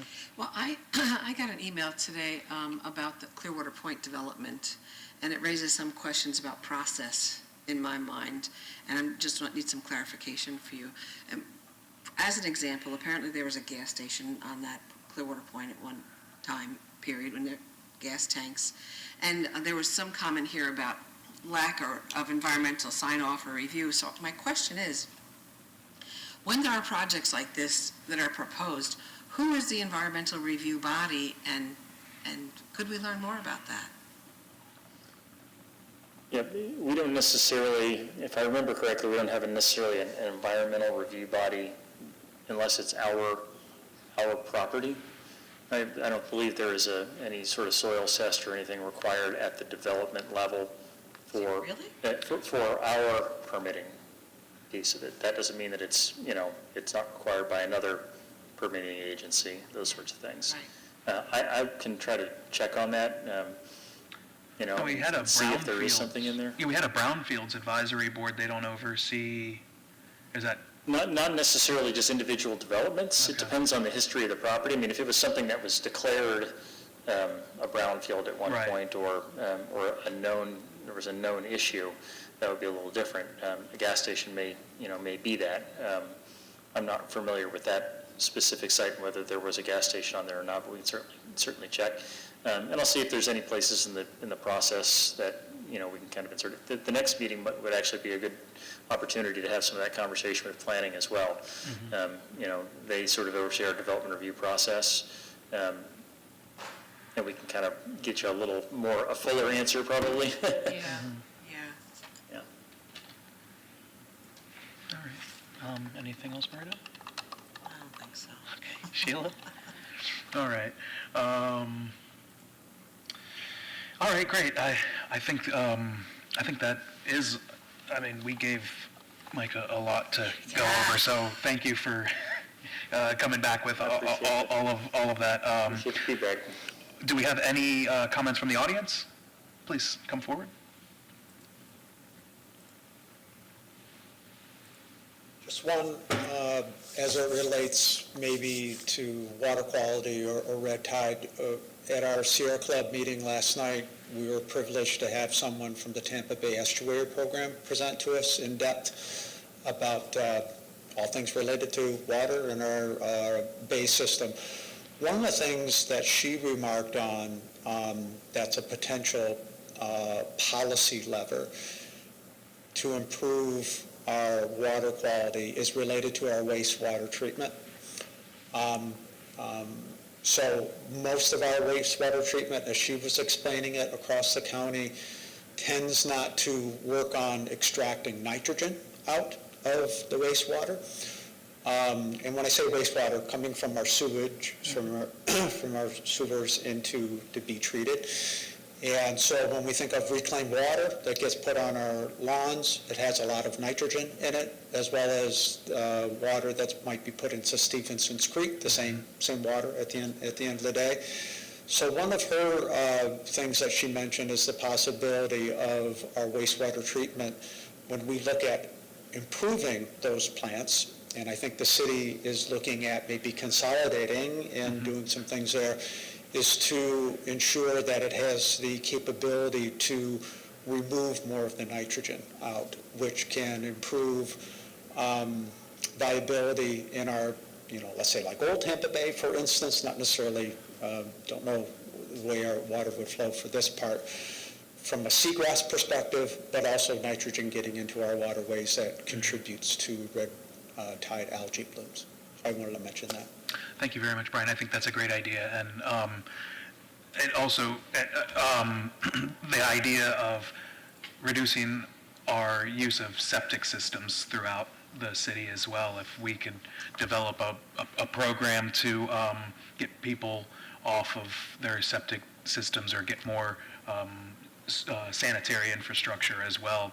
I know that it's surprising how many septic tanks we still have, and a lot of them are close to the water areas. So that is, as far as water quality goes, and red tide, it's been noted that that's another issue as well for a lot of coastal communities, is dealing with their sanitary lines as well as where the waste lines go, so the treatment process.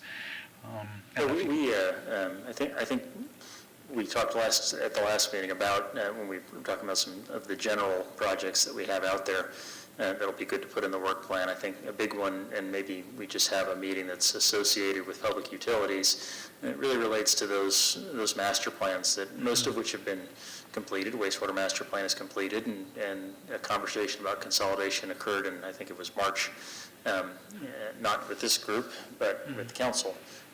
But, because it looks like we're going to be going towards that consolidation, down that road, it's probably worth having, them come and present some of those things, not just the wastewater, but the reclaimed water master plan, the wastewater master plan, the water master plan.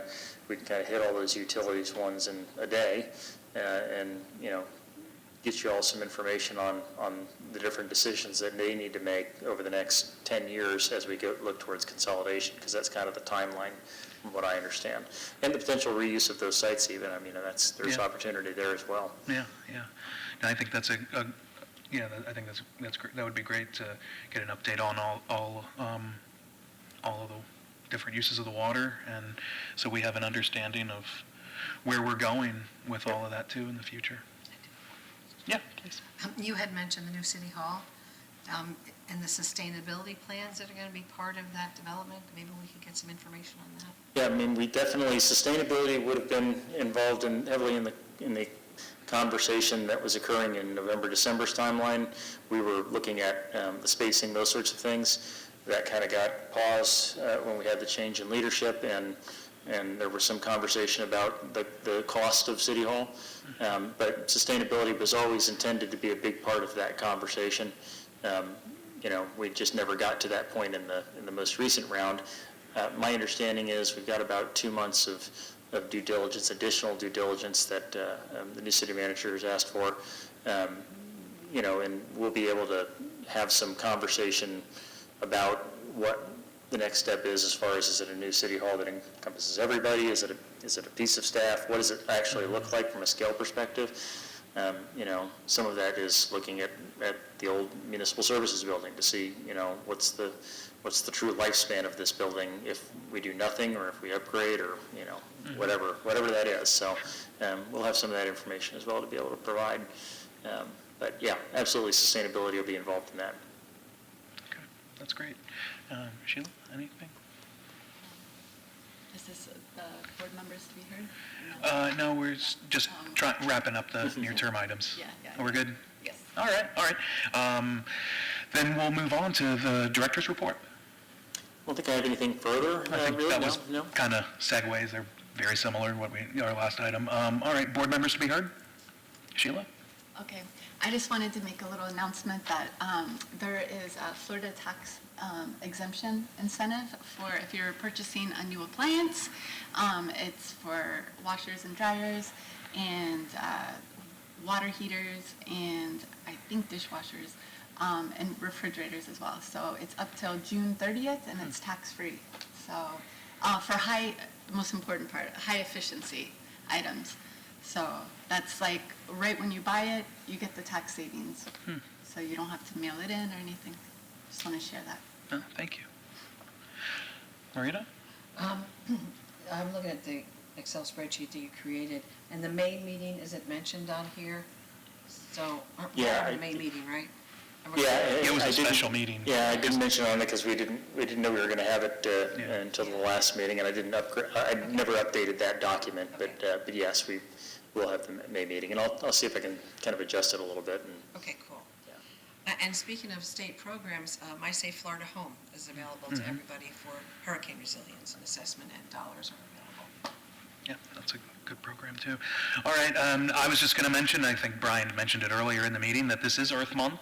We have a whole slate of events throughout the month, throughout the city. If you go to the city website, there's a whole bunch of cleanups and other different things that if you want to be involved, however you want to be involved, you could probably find a way. myclearwater.com/earthmonth, and try to take part in an event to make where you live a little bit nicer. And at the end of the month, they're giving away trees. Make sure you get your 2 trees if you have the opportunity to plant them somewhere, or get them and give them to someone else who might be able to plant them and enjoy them. But with that, we'll end the meeting. Thank you very much. Thanks, Micah.